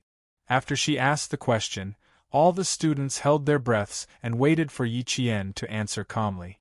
Then, someone rushed into the classroom like a gust of wind and shouted, "Holy sh**t, I just heard someone say that Yi Qian kissed a man who was so handsome that he angered both men and gods. She even took the initiative to kiss him. Do any of you know?" The classroom was very quiet, but the boy's voice was exceptionally loud. The students who were waiting for Yi Qian's answer turned to glare at the boy who came late. All the students sitting in the classroom knew. "You're the only one who knows. So handsome that he angered both men and gods?" Yi Qian laughed and pondered for a while before saying, "Not so handsome that he angered both men and gods. But, handsome, he is indeed a little handsome."